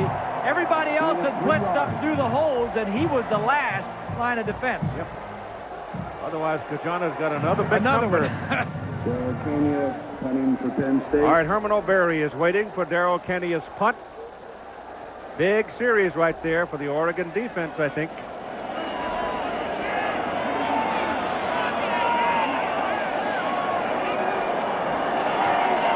One fellow may be lined up in the neutral zone. Kick is out of there. Good. Oh, that is a very good kick. O'Berry retreats all the way to the 22-yard line. There's a penalty flag down, and O'Berry is taken down by Stephen Pitt. That's the second time that Pitt has been very prominent in kick coverage. Good kick and good coverage. And I think we've got a penalty coming here against the Oregon Ducks. That was a 50-yard punt and a loss of a yard on the return. 50 yards on the punt. Might very well have been a push in the back.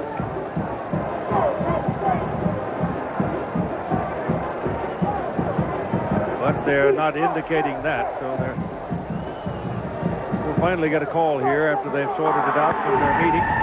Doing a block in the back on the receiving team. Yep. First finish kick foul. We'll go from the end of the kick. 10 yards. You can see the look of Rich Brooks. That's quite definitive. Here's a look at the possessions for Oregon. They had it 8 times. They scored on their second possession and should have scored on their second last. They had it on the Penn State 33 and missed the field goal.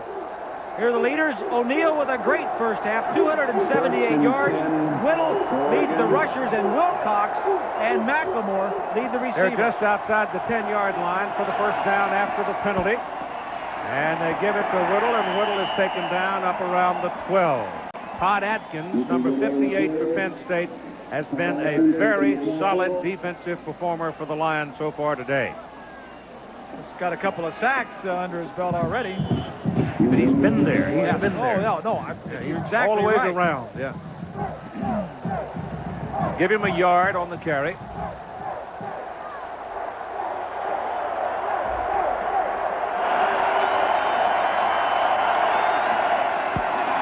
O'Neal flips it out to Whittle. Whittle looking for some help on the corner. Didn't get it. Picked up a couple of yards. And again, Lynn Swan. Well, Chief, you know Rich Brooks was very upset at the end of the first half when he didn't get a chance to kick the field goal. McLemore didn't get out of bounds. When I talked to him, he said, I'm not going to change anything we're doing on offense or defense. The kids are playing hard. They're playing strong. We just have to take advantage of our opportunities, and we didn't do that in the first half. And he says physically, he believes this young man can play with Penn State. Penn State's obviously bigger, but Oregon is going to be in a fight, and he believes they can win it. They're quicker. Oregon's quicker. And they've got heart. Third down and 6. They're 1 out of 7 on third down conversions. O'Neal's got a problem. Now you need to throw it, but he can't do it. He can't pull that trigger in those circumstances. The reason he can't pull the trigger, there's nobody open, Keith. Nobody downfield. Nobody open. Normally when your quarterback scrambles, you got to go with him, and nobody went with him. He didn't have any choice but to run out of bounds. So Penn State ought to come out of this with pretty good field position. First they get a 50-yard punt from Kenya. Oregon loses a yard on the return. Belden needs one of those howitzers he hit to close the first half. Mike Archie standing back at about his own 40. Belden's punt, not bad. And he's got Archie in a fair catch back at the 39. That's a very good point. Punt by the freshman from Arizona. This is Penn State's best starting position for a possession of the ball game at their 40. First down, Freddie Scott, number 31. He has not seen the ball much today. He's in motion. Terry Collins looking for him. There it is. And it's a first down. right about the 50-yard line. How'd you know that? Completed to I just think he's due. He's a terrific pass receiver, and they haven't used him much.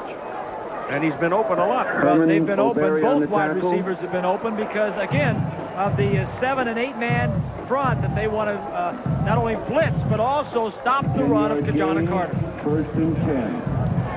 Whatever it is they're doing can't be too bad, is it? That's right. 14-7 ball game. Yeah, they're in the ball game. Mike Archie replacing Carter in the backfield. Goes in motion. Here's Kerry Collins. You drop it off to Archie, looking for a screen. Got loose on the sideline.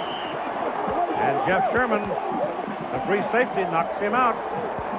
Collins passing to Mike Archie. They're airing it out Jeff here to Sherman start on the tackle. the second half of play.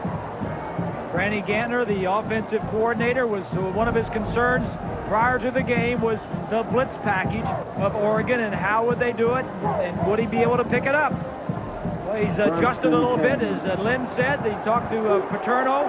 They're blitzing a little bit differently. They've had time to adjust to it. Ball is at the 33, first down. For the Lions. Like they're faking it now. Give it to Archie. And they're still key to the run. You got Kenny Wheaton, number 20 now. He's the right cornerback or the nickel back, and he's at the bottom of the stack at the line of scrimmage. Yeah. They put Wheaton in, which is a 5th defensive back, and take out one of their linebackers. So it's a 4 defensive linemen, 2 and 5 linebackers. And he's just as good a tackler as he is coverage guy. Second down and 10. Collins hit as he throws. The pass is incomplete. Pass intended for the tight end Kyle Brady. And Kenny Wheaton jumped Brady pretty well that time, and Kerry Collins got flattened. Incomplete. Knocked away by... Tomorrow night, ABC, the new year, bringing new episodes of all your Tuesday favorites, Full House, Me and the Boys, Home Improvement, Grace Under Fire, and NYPD Blue. So it's a happy new year tomorrow night here on ABC. Third down and 10. I don't know where they got 11. They got 11 on the scoreboard, but I don't know why.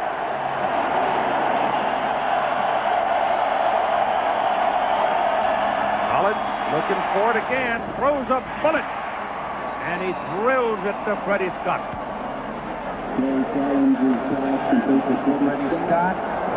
And he's short of the first down. Gain of 9 yards. He caught the ball just over the 25, and he had to go to the 23. So Brett Conway trots onto the field, and he will try a field goal. Brent Conway attempting the field goal. They will spot the ball right about the 32.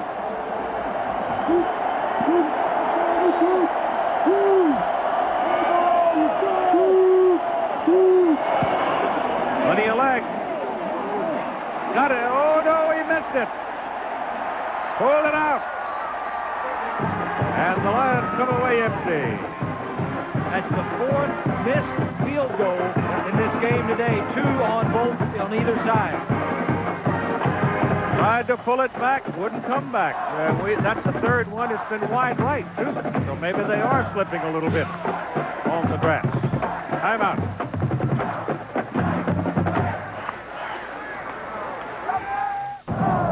Tom Osborne's cousin lived up there. That's right up behind the Rose Bowl.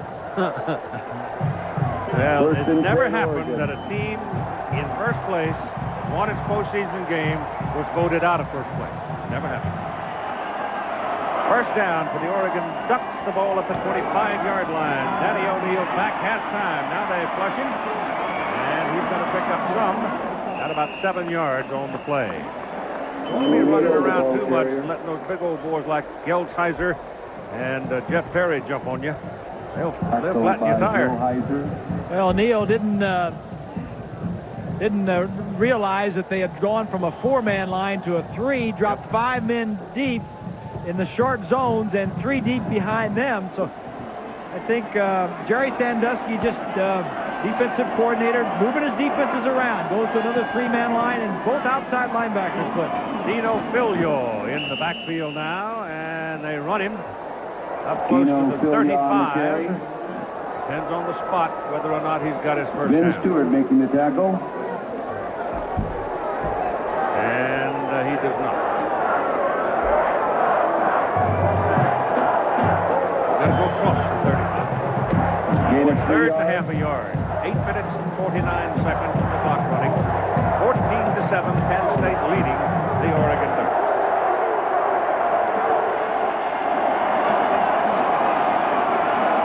O'Neal trying for the first down. His second effort may have gotten it, but I don't think so. I don't think he got it. Penn State just absolutely collapsed the offensive front, and it's going to be 4th down. Todd Atkins making the tackle. Look at the line of scrimmage. The center gets stuck. That's Greg. But Zeke, number 51, was right there. So it's a good defensive line charge by the Lions. And it may be Gelsheiser that's down. Looks like 16 down. So there's the boss man of the defense right there, flat of his back as they work on his leg. Tonight in the USF&G Insurance Sugar Bowl game, rematch, Florida State and Florida. Gators had the Seminoles locked in the teepee, and they got loose in the regular season game. And that could just be a war. I mean, there'll just be a war. You know it will. And it's coming after the Rose Bowl. Danny Cannell, I think, maybe came of age in that ball game, the second half against Florida. Gelsheiser is walking off. It looks like it's an ankle problem or something. He'll be missed. He was the number 2 tackler in all of the Big Ten this year. All right, they'll punt it on 4th and a half a yard, or a full yard now. Good snap. No pressure though. The kick's out of there. Mike Archie has to back up and let it bounce. And it gets an Oregon roll and keeps on trickling and will finally expire at about the 21-yard line. Turns out to be a 45-yard punt, and we've got 7 minutes and 54 seconds to play in the 3rd quarter. Salih Malapai, the Samoan, and on his stomach. Look at that. Now, Keith, I'm told, I don't know, but Turian tells me that you may have Sherman Oaks across your front. Not a chance. Not unless I fix my house. 21-yard line for Penn State with Carter and Milne in the backfield. And Collins throwing on 1st down. Down the middle. Pass complete. Kyle Brady tied in. Let me tell you something about Brady now. He's 6'6", 260 pounds. Your safeties are the people who have to deal with him. And they are Chad Cota, 6'1" and 190-91. He's more than 181. Jeff Sherman at about 180. So they're giving away height, 5 inches. They're giving away about 70 pounds. This kid is the best ever tight end that has played at Penn State. They had a good receiving tight end in Ted Kwalik a few years back. But as far as blocking and receiving the whole package, Kyle Brady is the best that Joe Paterno has had. In fact, he said that Kerry Collins has played as well as any quarterback that he has had there, and that Kajana Carter has run as well as all of his great backs, Kurt Warner and the other ones included. And you know, that's pretty strong when you've got 3 guys on your offense, best position players ever. That's Freddie Scott in motion. He leaves Ingram on the near side. There's the wide man, handed to the up man, the fullback, number 22, Brian Milne. Oh, I tell you, these 2 fullbacks are they are big, strong people. This offense is averaging 48 points a game. They are the number 1 scoring offense in the country and the number 1 offense in the country as far as total yards are concerned. Gain of 3 Ball yards. is at the 35-yard line. 2nd down and 7 from the Nittany Lions. They're leading 14-7.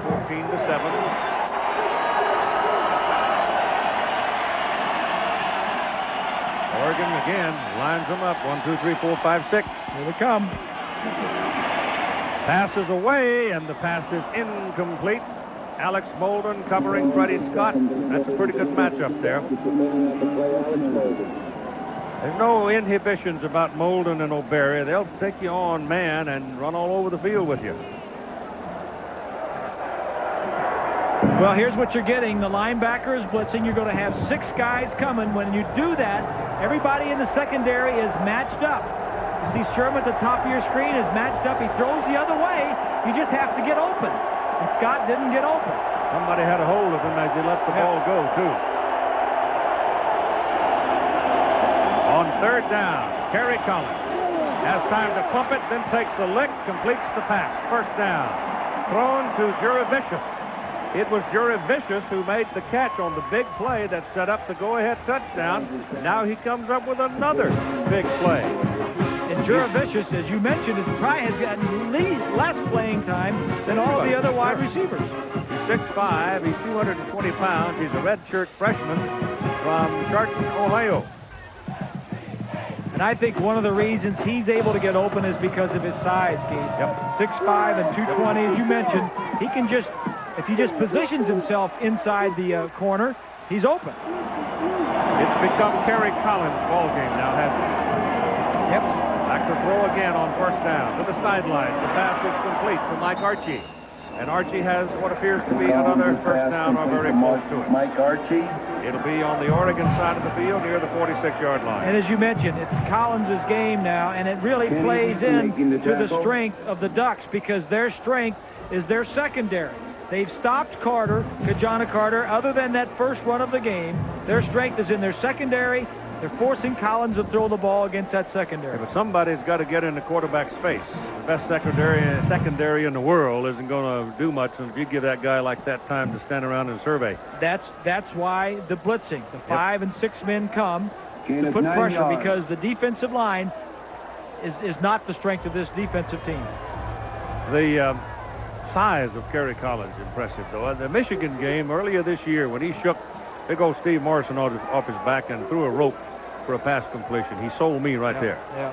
As he's about 235 or so pounds. He stands 6'5". He's only been sacked 5 times this year.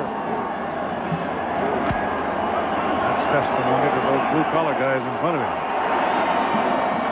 Archie and Whitman in the backfield. 2nd down and very short. Collins dancing around. They're coming after him, but he gets his pass away. It's intercepted. It's picked off by Reggie Jordan. And Jordan is knocked out of bounds down at the 17-yard line. John Whitman saved the touchdown. That's another blitz. There's 6 men putting pressure. Brady, number 81, is being covered by Jordan, 47, a linebacker. He's also got help behind him from Coda. Bad news for Oregon in the aftermath of this play. Rich Rue, number 48, the inside linebacker, is hurt. So we've got a timeout for Rich Rue right now at 5:35 to go in the 3rd quarter. ABC Sports coverage of the 1995 Rose Bowl, brought to you by Pizza Hut. You love the stuff we're made of. And the Chrysler Corporation and its divisions judge us by our performance. Oregon's ball, 1st down, Penn State 17-yard line after Reggie Jordan's first interception. Rich Rule walked off the field.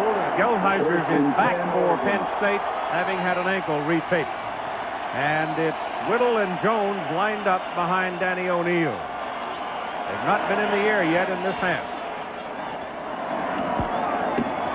Rod Jones, fullback out of Lafayette, California, and Geldheiser is right there. You could hear that one all the way in Pomona as they ran together. Geldheiser put on some other shoes to get some high tops on. Well, they retaped his ankle, and they are high tops, yes. No gain on He's had ankle trouble, I think. Looks like he put some white tape over those high tops. Yep. There was nothing on that play. Nothing. So it is 2nd down and 10. Oregon had 29 passes first half, none yet this half. O'Neill's pass to the corner. Got to be good. I don't think he came down in bounds. Tristan McLemore, he was carried out on the shoulders of a Penn State defender. The officials have signaled nothing. Yeah, he signaled touchdown. Where? The one man down there, the one official signaled touchdown. But you got to get a foot in bounds. This is not the NFL rule where if you're pushed out. Let's take a look.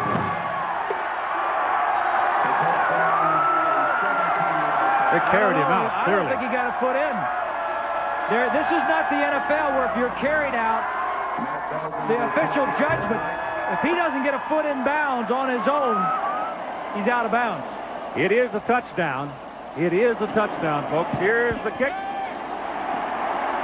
And he just barely got it through. So Belden's having a hard time with this place kicking stuff today, but we're tied at 14 with 4 minutes and 54 seconds to play in the third quarter. It's from the other side of the field. McLemore, great leaping ability.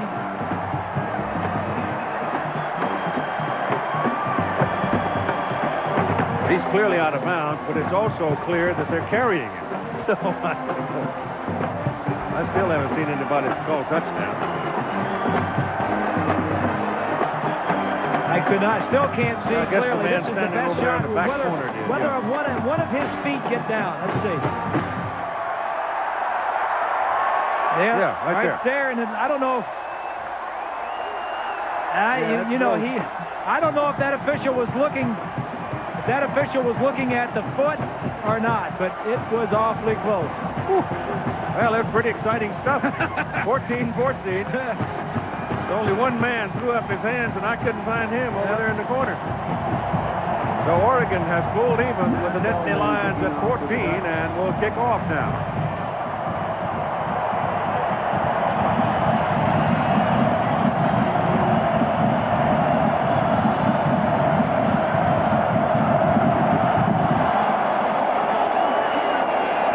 Fletcher at the 7. That's fresh legs.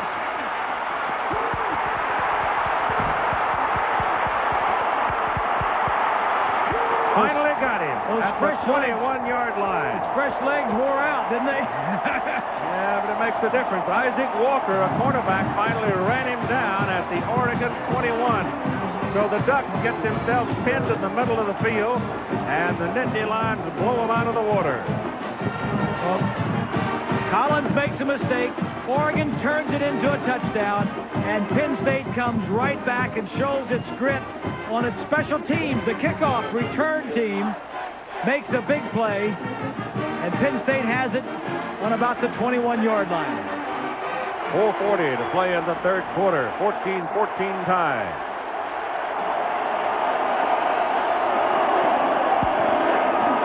This is Carter.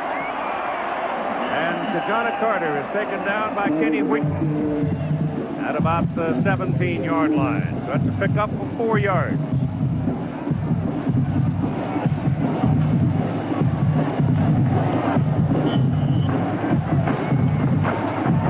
Carter's been pretty quiet since that big opening run. 32 yards, a couple of fumbles. They have really been on his case. Second down, 6.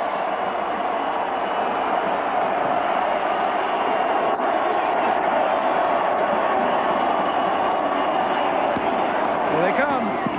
Carter again. He's gone. Yeah. Wide open left side. Bang. Penn State comes right back and regains the lead. But it was the kickoff return that did it. Oregon got pinned in the middle.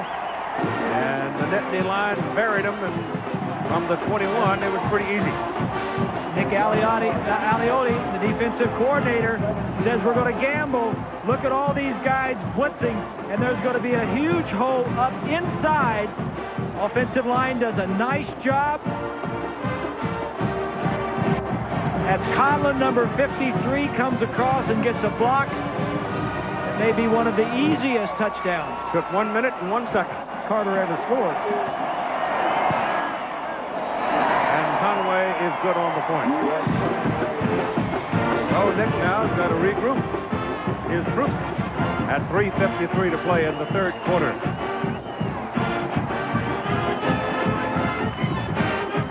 As Here's a look from behind the defense. Asher 44 on a blitz. Conlon 53 picks him up. Look at that size of that hole. What happens when you gamble, you live by the blitz, sometimes you're going to hit it at the right time. And what you want to do is create a crease in there. And there are no defensive backs or linebackers if they're all blitzing left to make a tackle.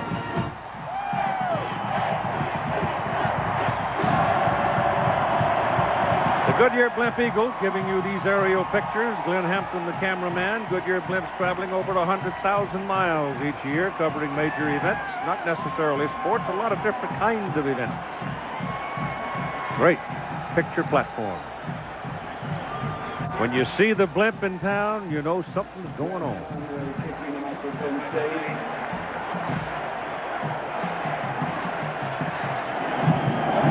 Penn State was tied, and it didn't take them long. 2 plays, 21 yards.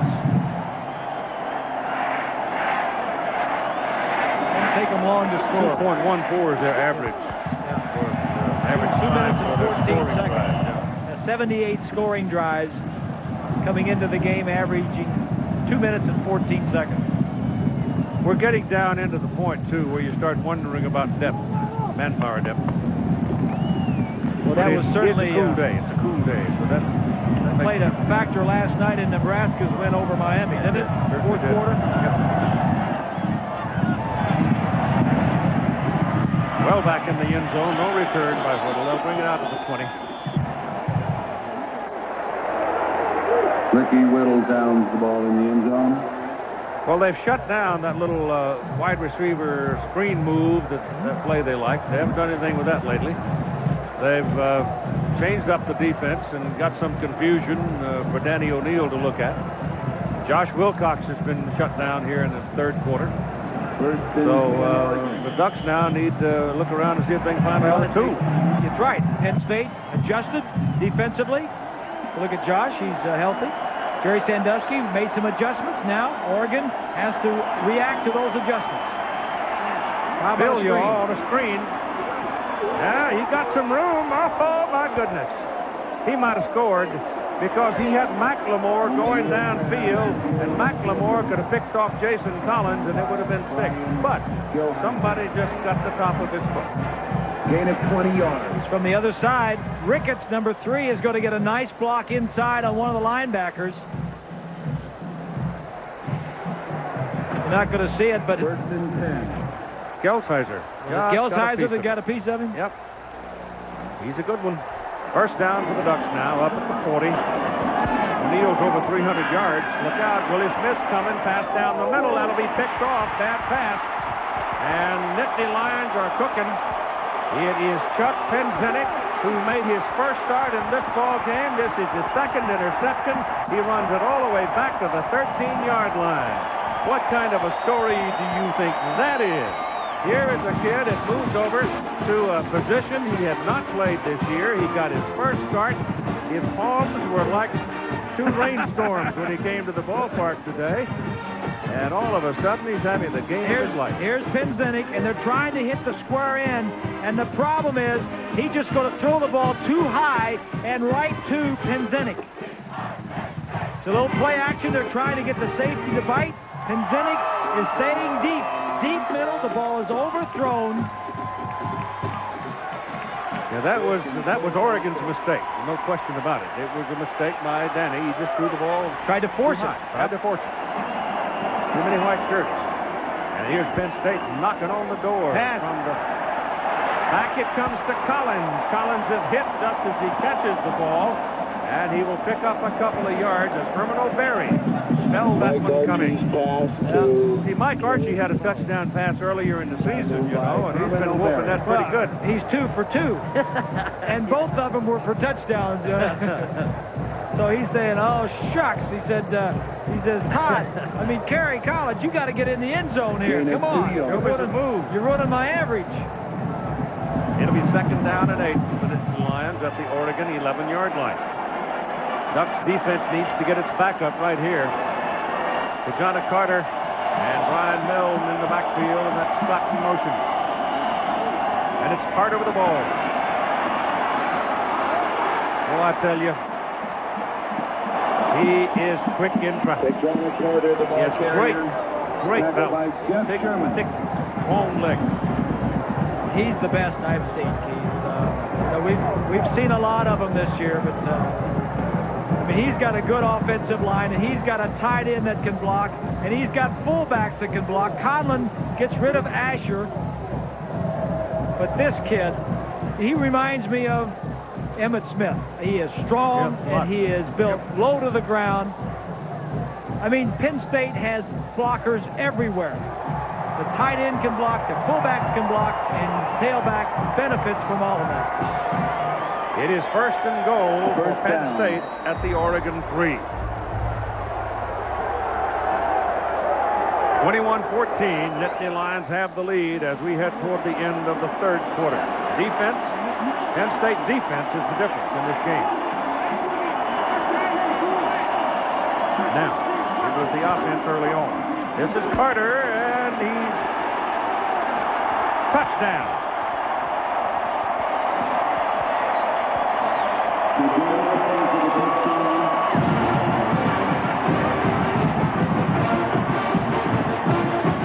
So, Penn comes up with the interception, the big return, and the offense just sticks it right into the end zone. Watch here as the whole line is going to come off, and the play is just going to come around the left side.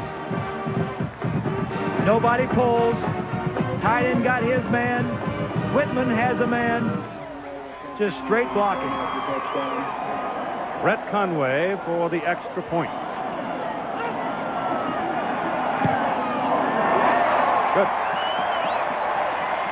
In case you're curious about how long it took Penn State to score after they got possession, well, the first one was 13 seconds. The second was 2 minutes and 22 seconds. The third one was 1 minute and 1 second. And this one was 1 minute and 16 seconds. What's the rush? That's probably what the defensive guys are saying. Yeah, you're exactly Wait a minute. right. Take some time. Brady, Whitman's 38.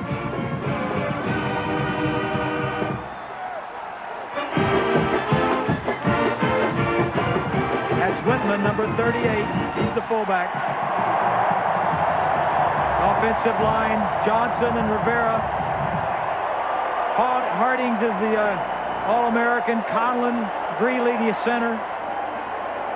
And they've been running that play and doing that. Successful teams have since before Canute Rockney, folks. Ain't nothing fancy there. You're exactly right. It's just button heads and big, fast people beating little, fast people. Yeah. Dino Filiaw, number 12, is back there with Ricky Whittle now, the deep people for the Oregon Ducks as the Nittany Lion coaches continue to work. It's surprising how many people will blossom for you after a regular season and going into a postseason game. That's why it's so valuable for coaches to get into postseason games. They get those extra days of training. Practice time. Yep. Especially for the freshmen and sophomores.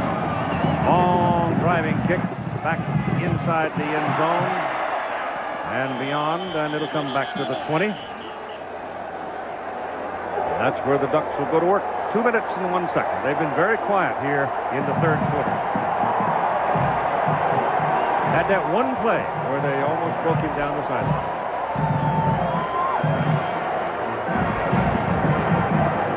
First and 10, Oregon. We've got 693 yards total in this game. 347 by Penn State, 346 by the Oregon Ducks. 28-14, Nittany Lions. Now let's see if the Ducks can do some responding. Danny O'Neill hands it off to Dwayne Jones, and Jones on a quick hitter over the left side. We'll have about 5, maybe 6 yards. By Brian Geldheiser. So much conversation. Bill. Some people call it hype, and I guess that's what it was. But it was a wearing experience for everybody involved as between the two undefeated teams, Nebraska, Tom Osborne, Penn State, Joe Paterno. I mean, these are two of the highest quality people in the game of college football. Class people. That ball is thrown right through the hands of Dameron Ricketts. And they're friends. So I asked Joe the other day in a quiet moment his feelings about Nebraska winning in the Orange Bowl against Miami, and here's what he said. The press can say what they want, newspaper people, television, anybody can say what they want, but nobody can take away from the fact that we did what we set out to do, and that was to win all our football games, get to the Rose Bowl, and if we can, win the Rose Bowl. And, you know, my mom, when I was a kid growing up, when the kids used to call me, in the neighborhood we were in, they'd call me WAP and things like that, and I'd come home crying. My mom used to say to me, nobody can make you feel inferior unless you let them. And nobody can take a national championship away from us if we win all our football games, because we're going to feel as if we're national champions. And that's the way he feels. That's what he said all along. Now, Tom Osborne and his Nebraska Cornhuskers appear that they're going to get the vote. You heard what Tom said earlier today. He has an even keel about it. He doesn't have control of it. He's not involved in a game that'll decide it. He's got to wait for people to cast ballots. 32-yard line. And O'Neal back. Throws to Whittle. Whittle's in trouble with Willie Smith. Gets away from him, but steps out of bounds. Steps out of bounds right about the line of scrimmage. I don't know, all my feelings, and I've made it as clear as I can make it. I think this would have been a great year to have had four teams, top four teams after the bowl games play 2 weeks. And you could have at least had a test run. Have some feeling about it. Well, you've got the coalition set up this year, and next year it's going to be the alliance, where they're trying to get the top teams to play each other. The problem is that the Rose Bowl is not involved in the alliance. You know, Keith, I mean, I'm not against a playoff, but if you can convince me that it wouldn't hurt the bowl system as we know it today. This is a great bowl. Yes, it is. We've got That's Whittle with the ball, and he's got an Oregon first down up on the 45-yard line. and over 100,000 people here today. But you tell me this. If Penn State, the fans, or the Oregon fans, if Penn State was number 2 like they are, and there was going to be another game next week between the 2 undefeated teams, if Penn State came out of this in Nebraska, and you were back in Pennsylvania, and you couldn't afford 2 trips. 15-yard game, 1st and 10. And the championship game was going to be wherever, in New Orleans or in Miami or wherever. And you couldn't afford 2 trips. All you could afford was 1 trip. Would this stadium be full, or would the one next week and not affect the bowl game?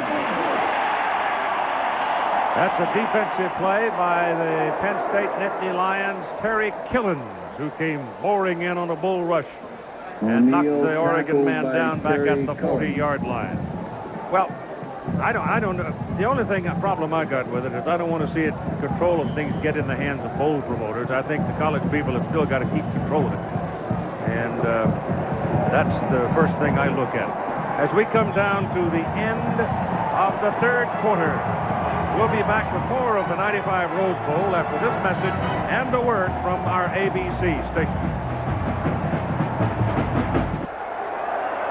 We go to the final 15 minutes, and it's put-up time for the Oregon Ducks. They're looking at 2nd down and 16. They trail 28-14. They have the ball at their own 40-yard line.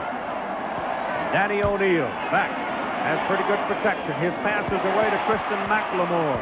And McLemore gets a pretty good gain out of it before he is knocked out on the Penn State side of the field.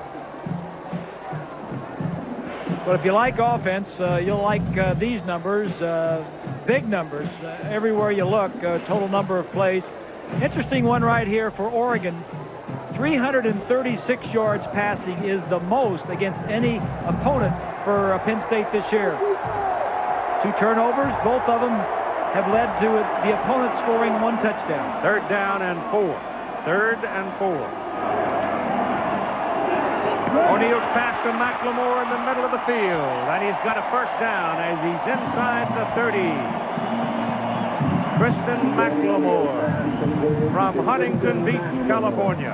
One of the best routes in college football, pro football, is a slant, about three steps down, and he doesn't really break it off. He doesn't have to, because Penn State playing a 3-deep zone. The slants are there, and that was a good throw by O'Neal to McLemore. 8 catches, 80 yards for Chris. Same thing, except misses Ricketts. He missed Cameron Ricketts with it. Good little quickly, maybe. Pass intended for Ricketts. It'll be 2nd down and 10. The ball is at the Penn State 28-yard line. been a tough, hard football game. You know, Rich Brooks has done a great job. The preseason polls, the people who were supposed to know had him picked last and next to last in the Pac-10 conference. They are the Cinderella team, unquestionably. They beat Southern Cal. They beat Arizona and Washington to get here. O'Neal doesn't have anybody to throw to. Now throws it to the ground. And then they all look around. There's nobody over there. Nobody went with him. Yeah, there was. Your quarterback scrambling, one for his right. They got to go the same direction. Yeah. Riddle was over there just enough to allow him to tool the ball into the ground.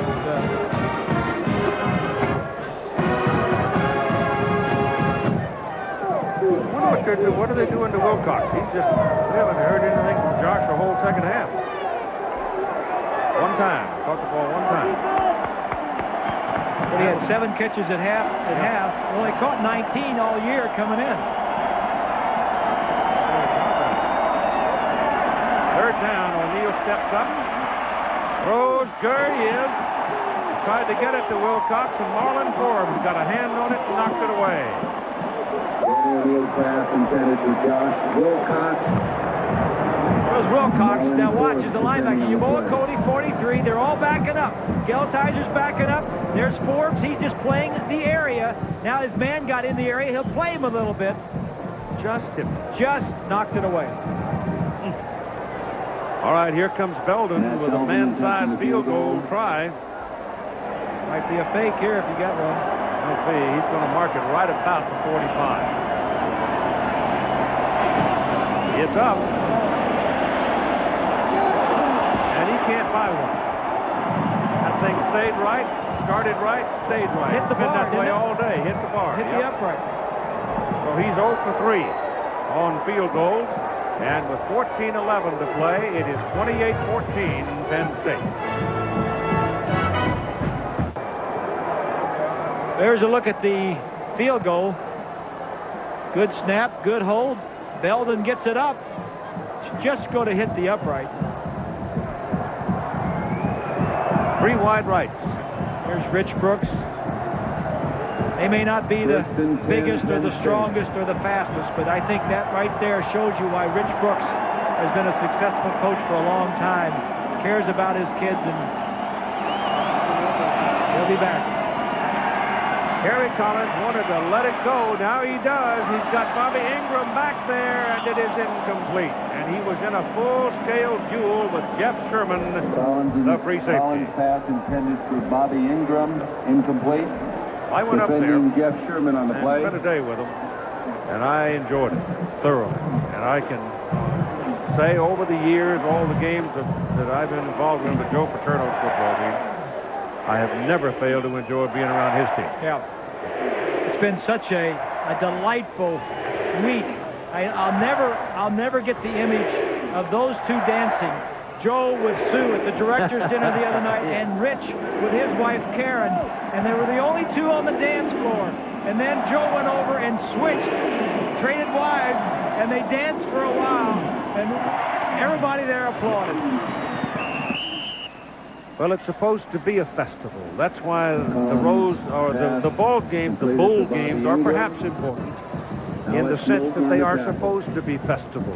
But we insist on heaping all manners of hype and pressure on top of the kids, and it's pretty hard sometimes to have a festival when the media insists on loading them up. 3rd down and 7.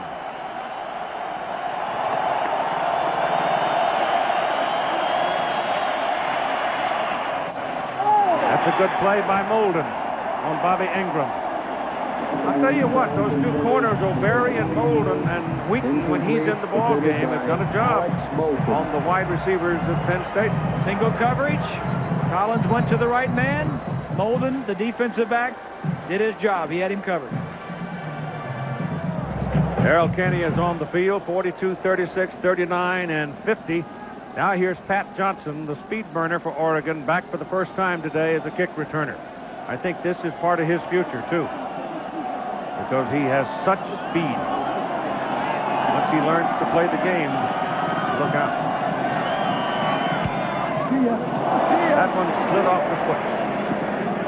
Bounced right back to where Pat Johnson was, but there are too many white shirts around it. And it'll roll dead at the Oregon 27. 42-yard punt.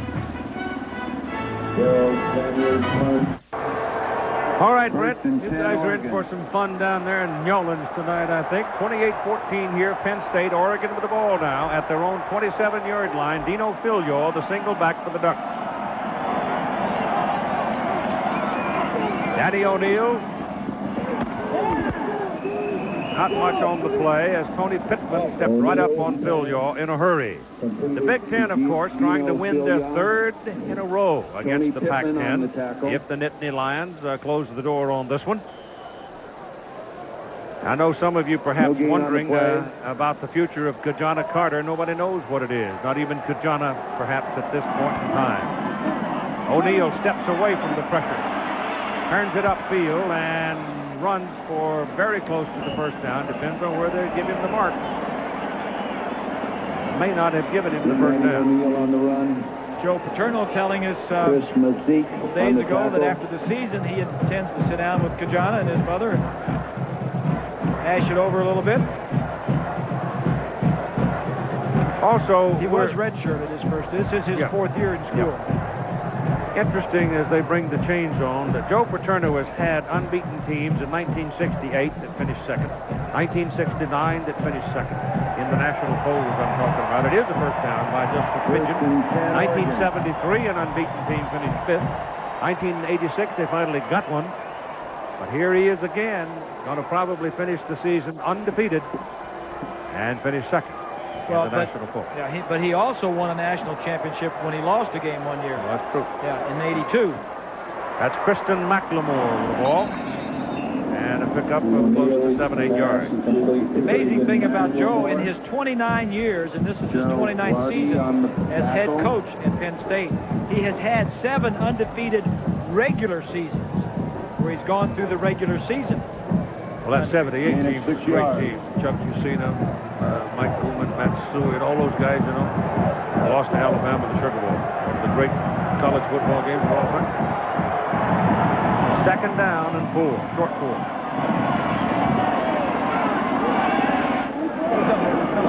There's the first down. It's Filio, and Dino moves it to the Penn State side of the field, the 48-yard line. O'Neill is now over 400 yards in total offense.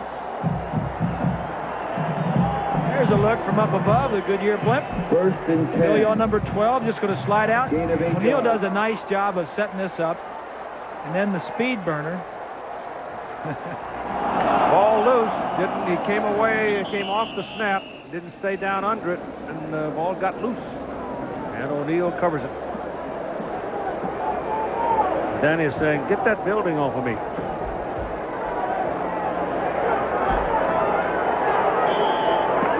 Ball recovered by Danny O'Neill. Also on that play of about 4 yards. At least a good 3. Second down and 13. 12-10 to play in the game. 28-14. The ball is slapped down.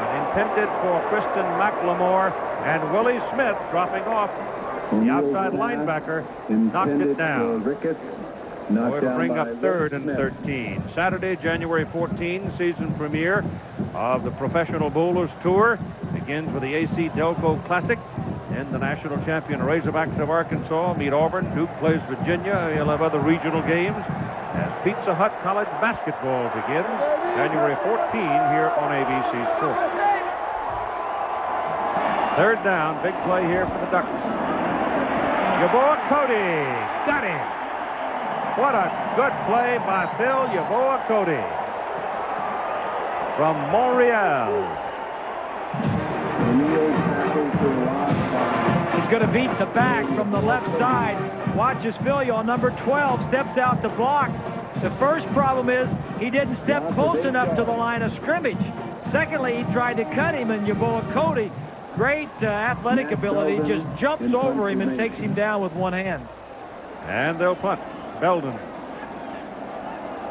Archie waiting.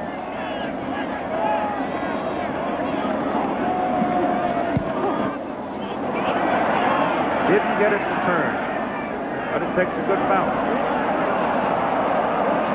And rolls net at about the 13-yard line, a 47-yard punt.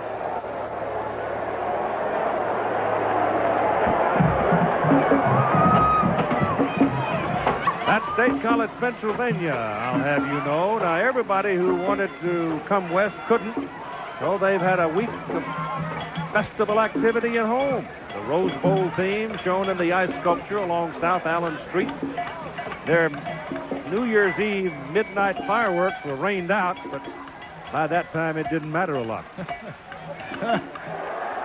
Called first night at State College, Pennsylvania.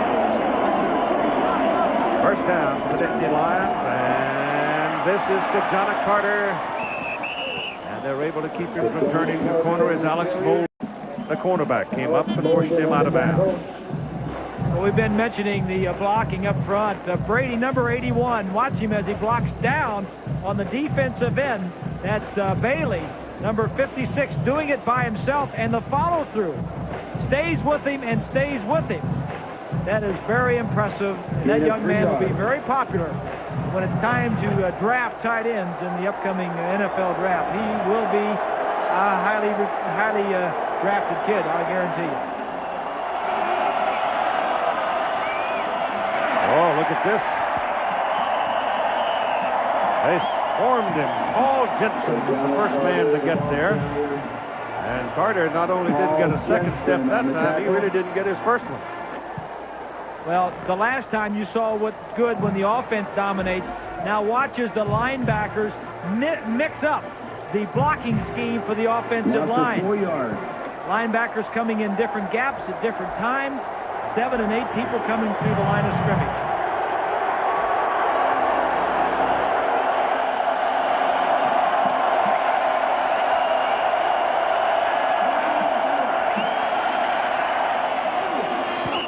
Pass was too high and behind Bobby Ingram. You know, I'll tell you what, Bob, that big old Bucky Greeley, number 60, the center for Penn State, he's a chunk in the middle of that line, you know what?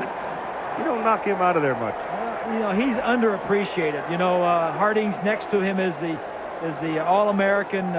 Darrell Kenya punting for Penn State. Greeley is the captain. He made all-conference second team. Centers are the guys that usually are the smaller ones and the brighter ones that have to make all the line calls. Oregon's going after this one. Kenya in the end zone. Should hit it about the 1-yard line. They've got 10 ducks up there. But he gets it out. And a fair catch as Johnson lets it go. Well, better get out of the way of it, young man. He called his fair catch, and by not catching the ball, he gave away 10 yards. Wound up a 42-yard punt.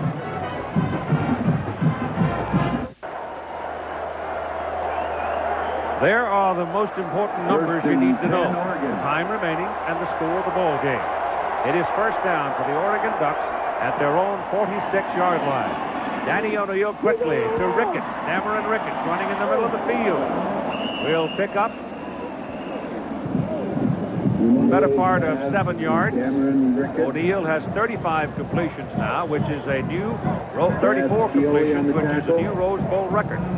That moves him past Ron Vanderkellen in that 1963 shootout between USC and Wisconsin. Here's Whittle. And Whittle getting down the sidelines for a big play and a first down at the Penn State 31-yard line.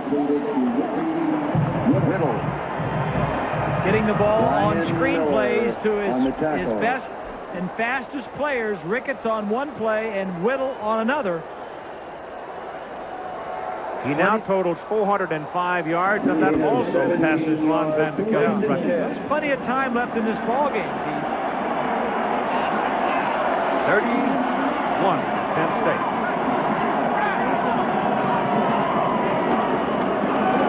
Willie Smith got him. Ball came out, but he was down. Willie Smith one-handed him and took him down for a loss back around the 35-yard line. ABC sports coverage of the 1995 Rose Bowl brought to you by Ford and your Ford dealer. Have you driven a Ford lately? By McDonald's. What you want is what you get at McDonald's today. Hidden Valley Ranch flavor Wavy Lays. Loss of 4 Bet yards. you can't eat just one. I got one more after this play. O'Neal throws that one intended for Kristen McLemore, thrown behind him, and Chris really didn't have a chance to catch it. And Digital Equipment Corporation, makers of the new digital high-note Ultra Notebook computer. Those are our sponsors. Time remaining is 9:08 in the ball game. Look at those numbers. He's only missed 13 passes. Now it's crunch time. 3rd and 14. Smith again. No, it's not Smith. It's Terry Killens. Killens with a great play. O'Neal's pass broken up by... They've had some great linebackers here, Keith. Yeah, that Killens is going to be a thing. Yeah, he plays behind Willie Smith. Remember a linebacker that was at Penn State that didn't get much notoriety until he got out of the Penn State, and that was Jack Ham. Yep. It's just the system. Once they get out of there, boy, they turn them loose. 4th down, they're going. Ball is out on the 35. 4th and 14. Oregon doesn't use the shotgun. Bull rush, pass away, pass is incomplete. Kristen McLemore had his hands on it. The ball was just a little too high for him to reel it in. That's 50 pass attempts now for Danny O'Neal, and that also beats a Ron Van de Kellen record. Coming from your right side, man coverage. He's well covered, but look at the effort of McLemore. That's Brian Miller. 1st and 10. He just gets this off. Look at the effort put forth here. Almost put that thing in his pocket, didn't he? He would have caught it if Miller hadn't have shaken it loose. Yep. Mike Archie now is in the backfield with Brian Milne as the Nittany Lions take over at their own 35-yard line, and Milne with a strong run of 6 yards as the penalty flag is thrown on the far side of the field. And the clock stops at 8:49 to play in the game. Offsides, Oregon. You know, the story the other day was that Penn State now, they have a huge number of alumni here in the Southern California area. And someone said that they have the largest dues-paying alumni association in the country. And the story is, of course, that Michigan has They used to tell me Michigan did. the largest number of living alumni, but not necessarily dues-paying alumni. Oh, I see. Some of those Michigan guys got short arms. They're not paying their dues. 1st and 5. Well, they're coming into this ball game. A note we alluded to a long time ago that Joe Paterno was even with Paul Bryant in postseason bowl game wins. And if his team wins this one today, and it appears kind of likely now that he is going to pass Tackled by Paul Bryant Bryant's Jackson. record. So it's been quite a day of records in this 81st Rose Bowl game. Now the big old fullbacks, Milne and Whitman, are going to start beating on the defenders of Oregon. Colorado. Jump Notre Dame, 41 to 24. Huh? McCartney goes out a winner. We wish him well. Nothing but the best. Rick Neuheisel steps in behind him. Be one of the 4-yard gain. There you go. Look, if you didn't know what, let's get another shot of that. You know, if you didn't know who was at the top of that, it's almost becoming a trademark. Well, do you know why he wears his Oh, I pants sure on? do. I saw Sue the other night, and she told me that Keep him from getting dirty. back in the early 60s when he was an assistant coach, he wore his best breeches, and he'd get them dirty. Right. Come home dirty, and she'd say, roll them up. And you know what? And coaches are superstitious as all get out, and he probably was winning, and he just, because I'm sure he doesn't wear his best breeches now. He probably wears some coaching pants from the issue there at Penn State. But he gets superstitious, and they just don't change. Milne goes up the middle, picks up the first down. And at 8 minutes to play in a ball game, they can move the chains again.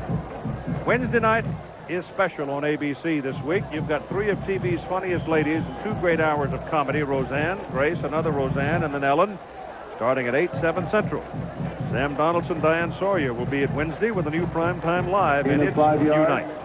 All of it Wednesday night here on ABC.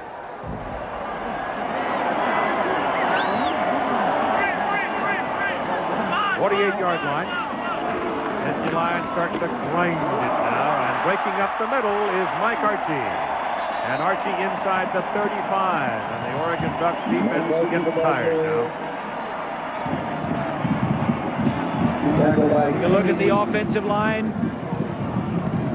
Brady is to the right, number 81. That's Rivera, number 54. The fullback is there too. 81 gets a big block, buries his man to the inside. That's Bailey again. When you've got a tight end that can block and a fullback that can block, I mean, the offensive line is supposed to be able to block, but you get those 2 guys blocking, and your tailback's going to gain a lot of yardage. From the 34, the Ducks respond as Kajana Carter comes into the ball game, and they roll him down short of the line of scrimmage. Now we go inside 7 minutes to play in the ball game. Making the tackle. Kajana Carter has started 18 games in his college career, and in 16 of those 18, he's gained over 100 yards. Seems a little bit disgusted that he's coming out of the game here today. Second down and 13. Kerry Collins quickly hits Freddie Scott. And Scott will get inside the 30, and that'll be first. Collins pass completed They got to go just near the 24 for it. Alex Molden on the tackle. There of about 8. The last Big Ten team to come into the Rose Bowl unbeaten and untied was Ohio State back in 1979. But the Southern California Trojans beat them 17-16. It's interesting the mix of teams we've had in the last few years, too. A lot of different teams. Wisconsin won from the Big Ten last year. Michigan 2 years ago. That pass is swung out to Mike Archie.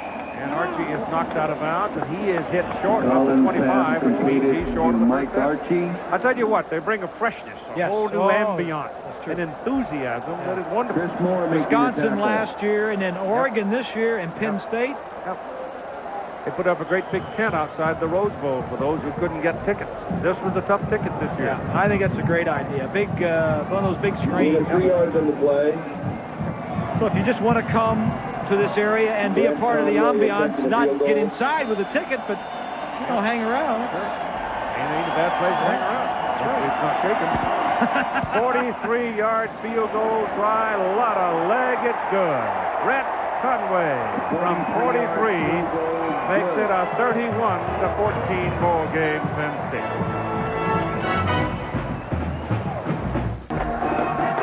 31-14 at 5:43 to play, and Penn State will kick it off to Oregon. Brett Conway kicking off for Penn State. That field goal by Penn State there, quite large. It means Oregon's got to score 3 times. That'll be pretty hard. That'd be pretty hard if they had 25 minutes and 43 seconds. But I'll say this, the Oregon Ducks didn't leave anything in the saddlebag, did they? And they've come and had a good showing, too.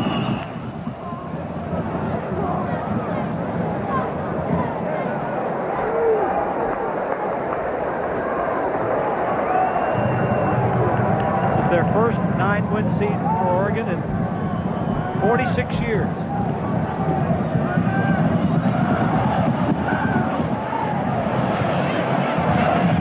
Whittles on the goal line. And he can't find the crack. Comes out to the 18, and there the Ducks start. Andy O'Neill, who has been a big record setter in this ball game, comes out at quarterback.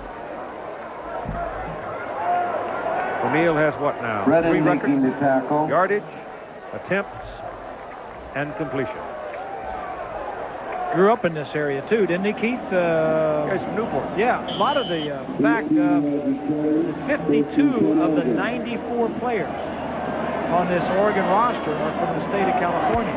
Because Oregon still got one grass pool. I mean, they don't have a lot of, not many people up there. The way they want it. Here's a little bit of a delay with Tillior trying to pop out of there, and Dino can't quite get it done. He gets up to about the 20. Then Stewart making the tackle. Took him under. Probably Gelsizer. He's in the neighborhood, and if he's in the neighborhood, normally he's got a piece of the action. Willie Smith shows blitz. Pass hit off the back of Cameron Ricketts because O'Neill had to throw it so quickly because he saw that big old backer blitzing right up the middle. Atkins, he was right in his face. Defending. This is the 31st different possession in this ballgame. In other words, Oregon's had the ball 16 times and Penn State's had it 15 times. Normally, you'll have it maybe 11 or 12, 10, 11 or 12 times. If you have long possessions, obviously you won't have it but 7 or 8, but been a lot of short possessions. And that won't get him the first down as McLemore makes the catch. O'Neill's pass completed to Kristen McLemore. Jason Collins making the tackle. Let's see what they decide to do on 4th down way back here on their end of the field. If they go for it and don't get it, then they've pretty well conceded points to Penn State. At the 4:45 to play in the ball game. You're down 17 with 4 minutes to play. Doesn't matter, does it? Look out. Yeboah Cody. Still Yeboah Cody. And Penn State will own the football down around the Oregon 13-yard line. Jerry Sandusky, the defensive coordinator, has finally found an area where he can blitz and get in and sack. There's Sandusky. That's the first time Jerry's had a smile. Yes. Since he came west. From the top of the screen, one of the outside linebackers, Yeboah Cody and Willie Smith. Left side, the guard tries to get out. That's Reed, 71.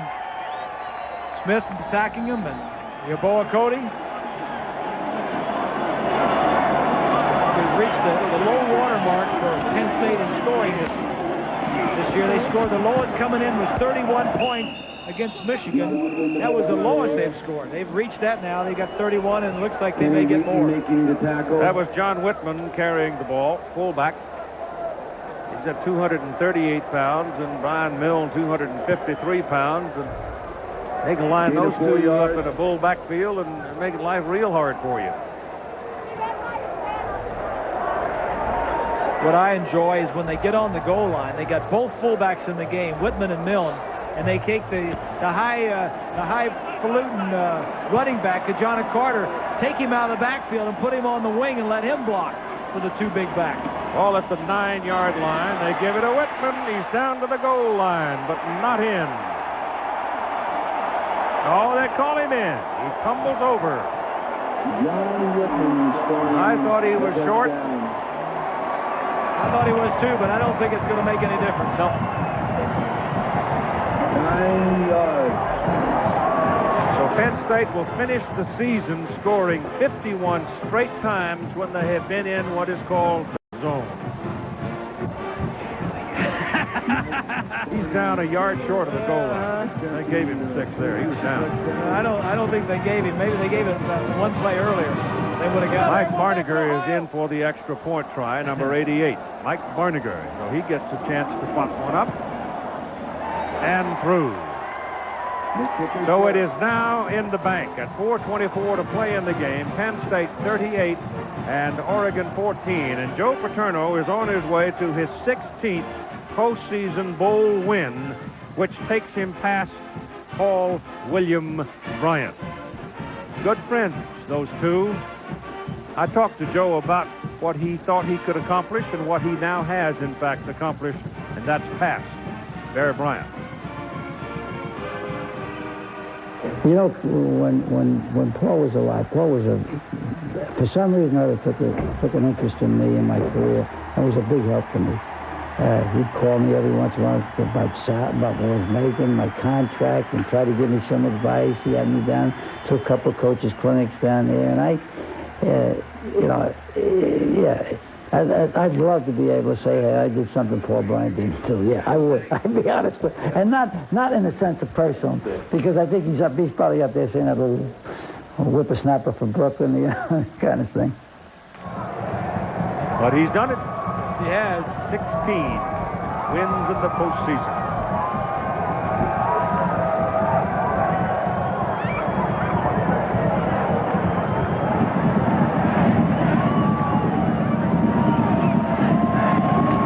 Conway kicks it. High in the air. A lot of air. Ball is taken by Whittle at about the 6-yard line. And he's across the 25. Now the Ducks can take another shot at it. But I think the issue has been resolved. And you got to give the coaching staff credit and the players, Keith, for having known what the result was last night. Nebraska won. Hey, we're number one. You got to give at least one of them. You got to give at least one of them. We're number one. We're number one. One of them. At least one of them. We're number one. You got to give it to us. John, we don't have a vote. This score against James Green defense. Well, there was a little lobbying for some votes. I'm just going to say the players and the coaches of Penn State came out and took care of business. Josh Wilcox made that catch, so he's all right, Mama. Completed the Josh got himself a tattoo, though, and his mama wasn't too happy about that. His younger brother, incidentally, is quite a quarterback out of high school in Junction City, Oregon, and just this past week committed to going to school at Oregon. So the Wilcox name carries on at the University of Oregon. That's the first down as Cameron Ricketts makes the catch and moves it over to the Penn State side of the field. Keith, I'll ask you a question. This Penn State offense leads the nation in total offensive scoring. What's the best offense you've seen this year? This one, probably. Florida, Colorado. No, I like this one.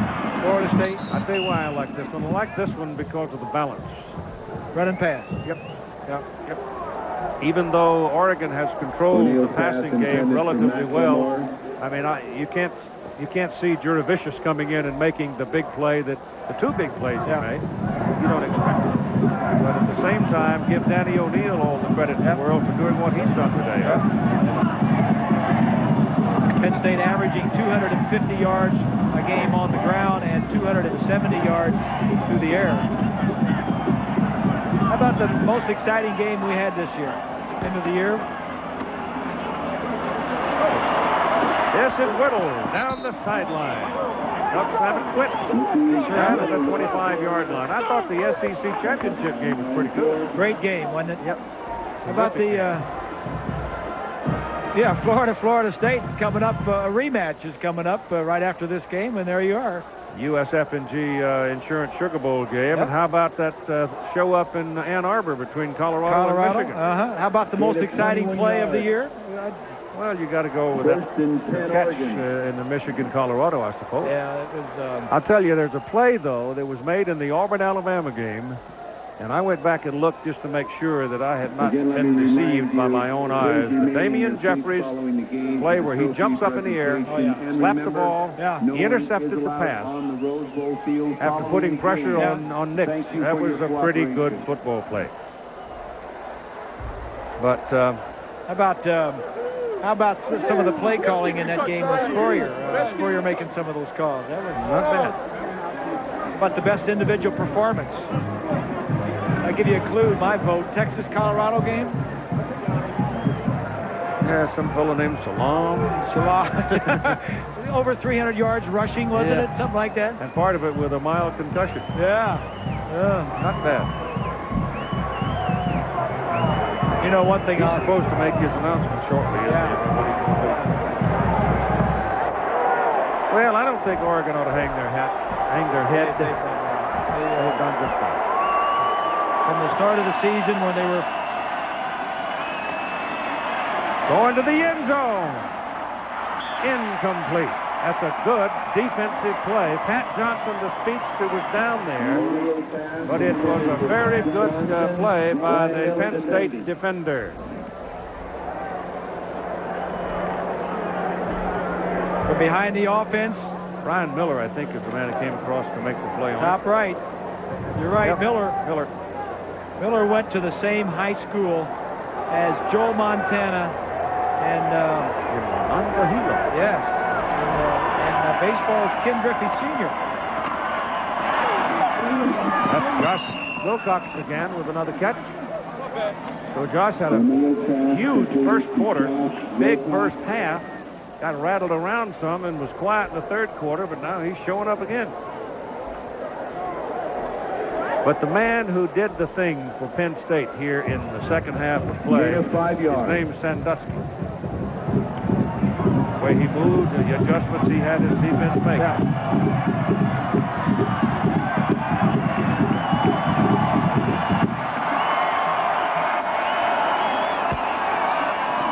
That's Wilcox again for the first down. He's across past the marker, and he's got his first down.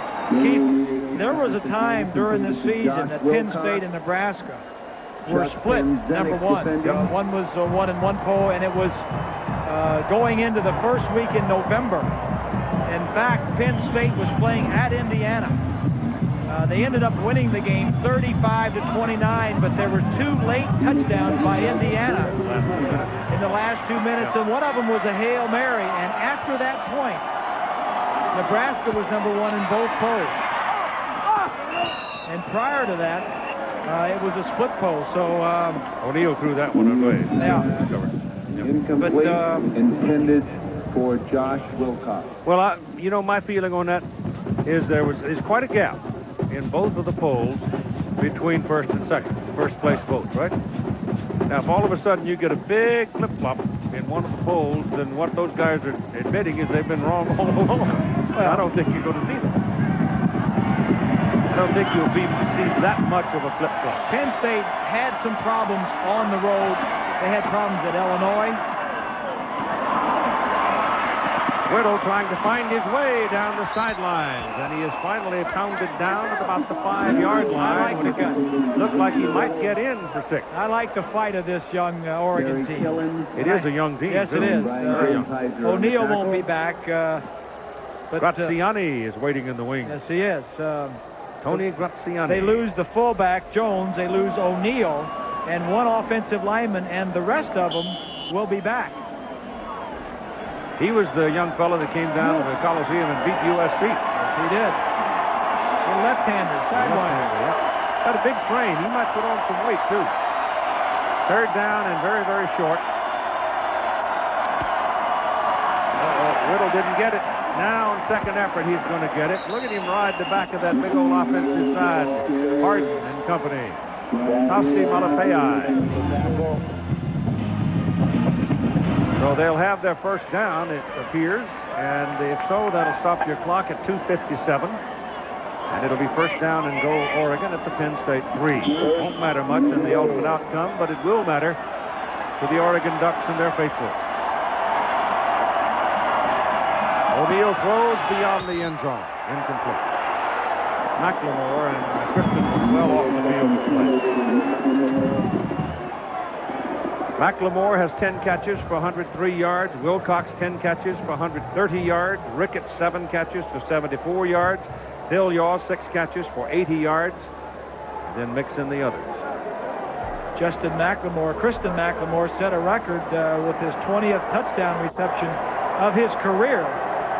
That moved him ahead of Bobby Moore, or you may know him as Ahmad Rashad. Whittle touchdown.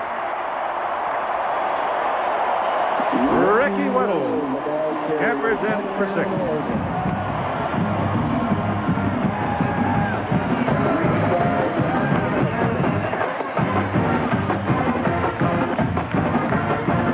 This is not insignificant points that Oregon is putting on the board either, because the kids that are coming back to this program next year will remember that they fought to the final bell at this Rose Bowl game, and they'll want to come back. And Rich Brooks kind of standing in awe of all of his new friends until they all found out there were no tickets available. Going for 2.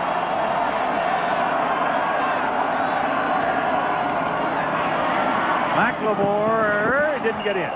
He did not get in.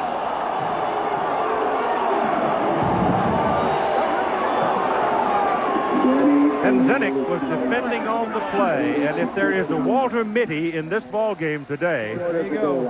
it would be Chuck Penzinik. First start, nobody knew how to pronounce his name hardly. Joe probably had to look it up.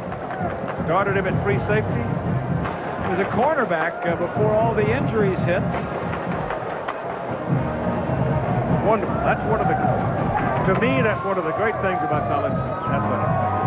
Again, let me Come in and remind have a day you. like Chuck. And Joe was saying, you know, he'll probably make some mistakes. We'll probably have to live with it. But, you know, he's going to do all right the majority of the time. Well, he's intercepted 2 balls. He's made some key plays on other balls, made some nice tackles.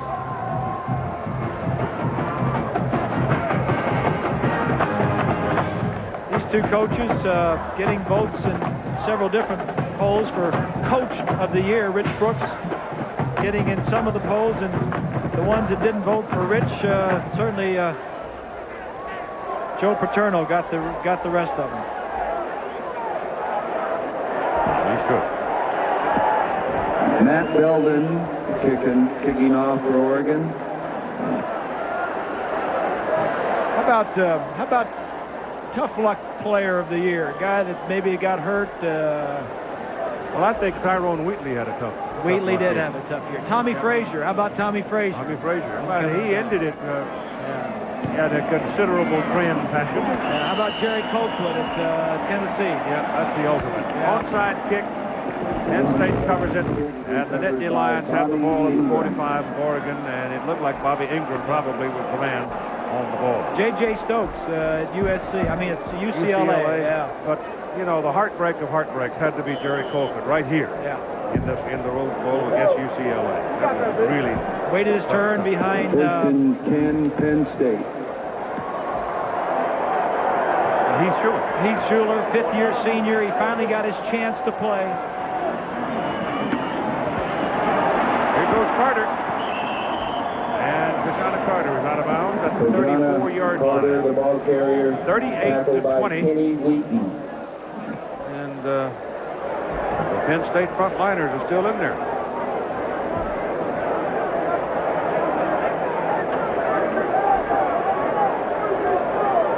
I think they'd get some of the backups in there to get a little playing time in the Rose Bowl, huh? Well, looks like Wally Richardson may be the heir apparent. Yep. Graziani, the heir apparent for Oregon. Not necessarily so. Penn State offense doesn't lose too many players either.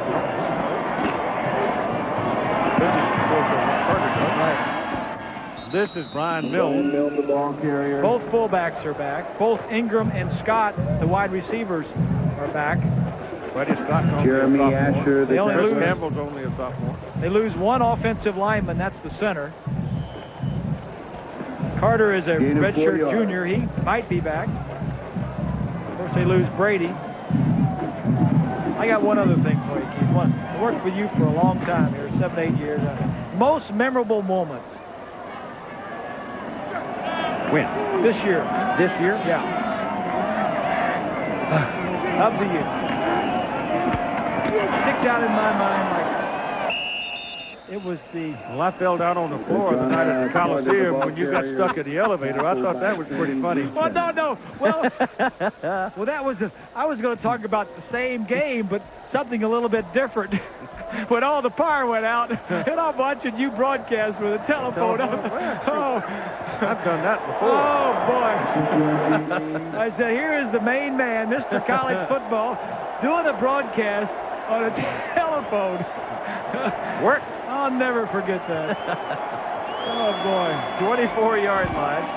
Here goes Milne the other way, and they're just pounding now, just pounding as we come up on 1:20 to play. The executive producer of ABC Sports is Jack O'Hara. Coordinating producer of ABC's College Football is Bob Goodrich, who also produced today's game, who also produced the game in Green Bay on Saturday, and he's crazy. He's working pretty hard. Associate coordinating producer for college football is Jim Ressler, directed by Drew Estakoff, who was also running around all over the country this weekend. Our technical director, yeah, you can crazy too. Technical director Gary Larkins, Associate Director Bruce Clark, Production Manager Joe Alvarado, our Technical Operations Managers, plays up in the middle, Claude Phipps and Jerry Reuter. Assistants to the producer Steve Shunk and Brady Bass, statistician Dave Burnson, our spotter Todd Berry, computer stats by Mark Amento, and our sideline coordinator Doug Johnson. I'm Keith Jackson, working with Bob Greasy, Lynn Swan, who worked in Miami last Saturday. Well, I feel like I'm very lucky. I've had it pretty easy this past weekend. Wally Richardson is now in at quarterback for Penn State. Final seconds ticking away. This will do it. This is Stephen Pitts. And the game is over. The Penn State Nittany Lions defeat the Oregon Ducks 38-20. And untied, undefeated Penn State Nittany Lions. Lynn Swan will try to get a word with him when we come back. Here at the Rose Bowl in Pasadena, the final score, Penn State 38, Oregon 20. And for the presentation of the trophy, President of the Tournament of Roses, Mike Ward, with head coach Joe Paterno. Mike? Joe, on behalf of the Tournament of Roses, City of Pasadena, a great day for the Big Ten. We are so pleased and happy to have you here for the first time. Let me help give you this trophy.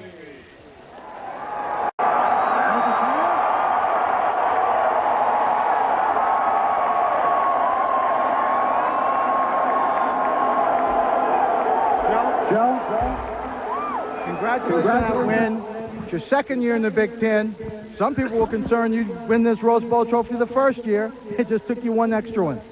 Well, it's nice to hear that kind of stuff, but we feel very fortunate that we were able to come out here this year and beat a fine Oregon football team that played really hard, played tough, and we're very honored that we were able to play against people like that and be fortunate enough to win. I'm glad we won for Penn State, and I'm glad we won for the Big Ten. But more importantly, I thought it was a great college football game, and I think college football won today.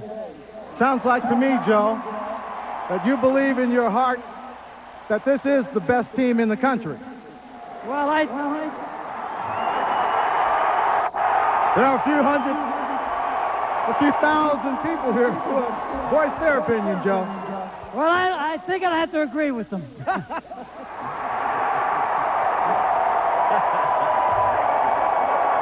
Well, Joe, let's talk a little bit about the ball game, the things that surprised you in it. Well, nothing surprised me. I talked to Richie Brooks when we had our press conference. He asked me what was going to win it.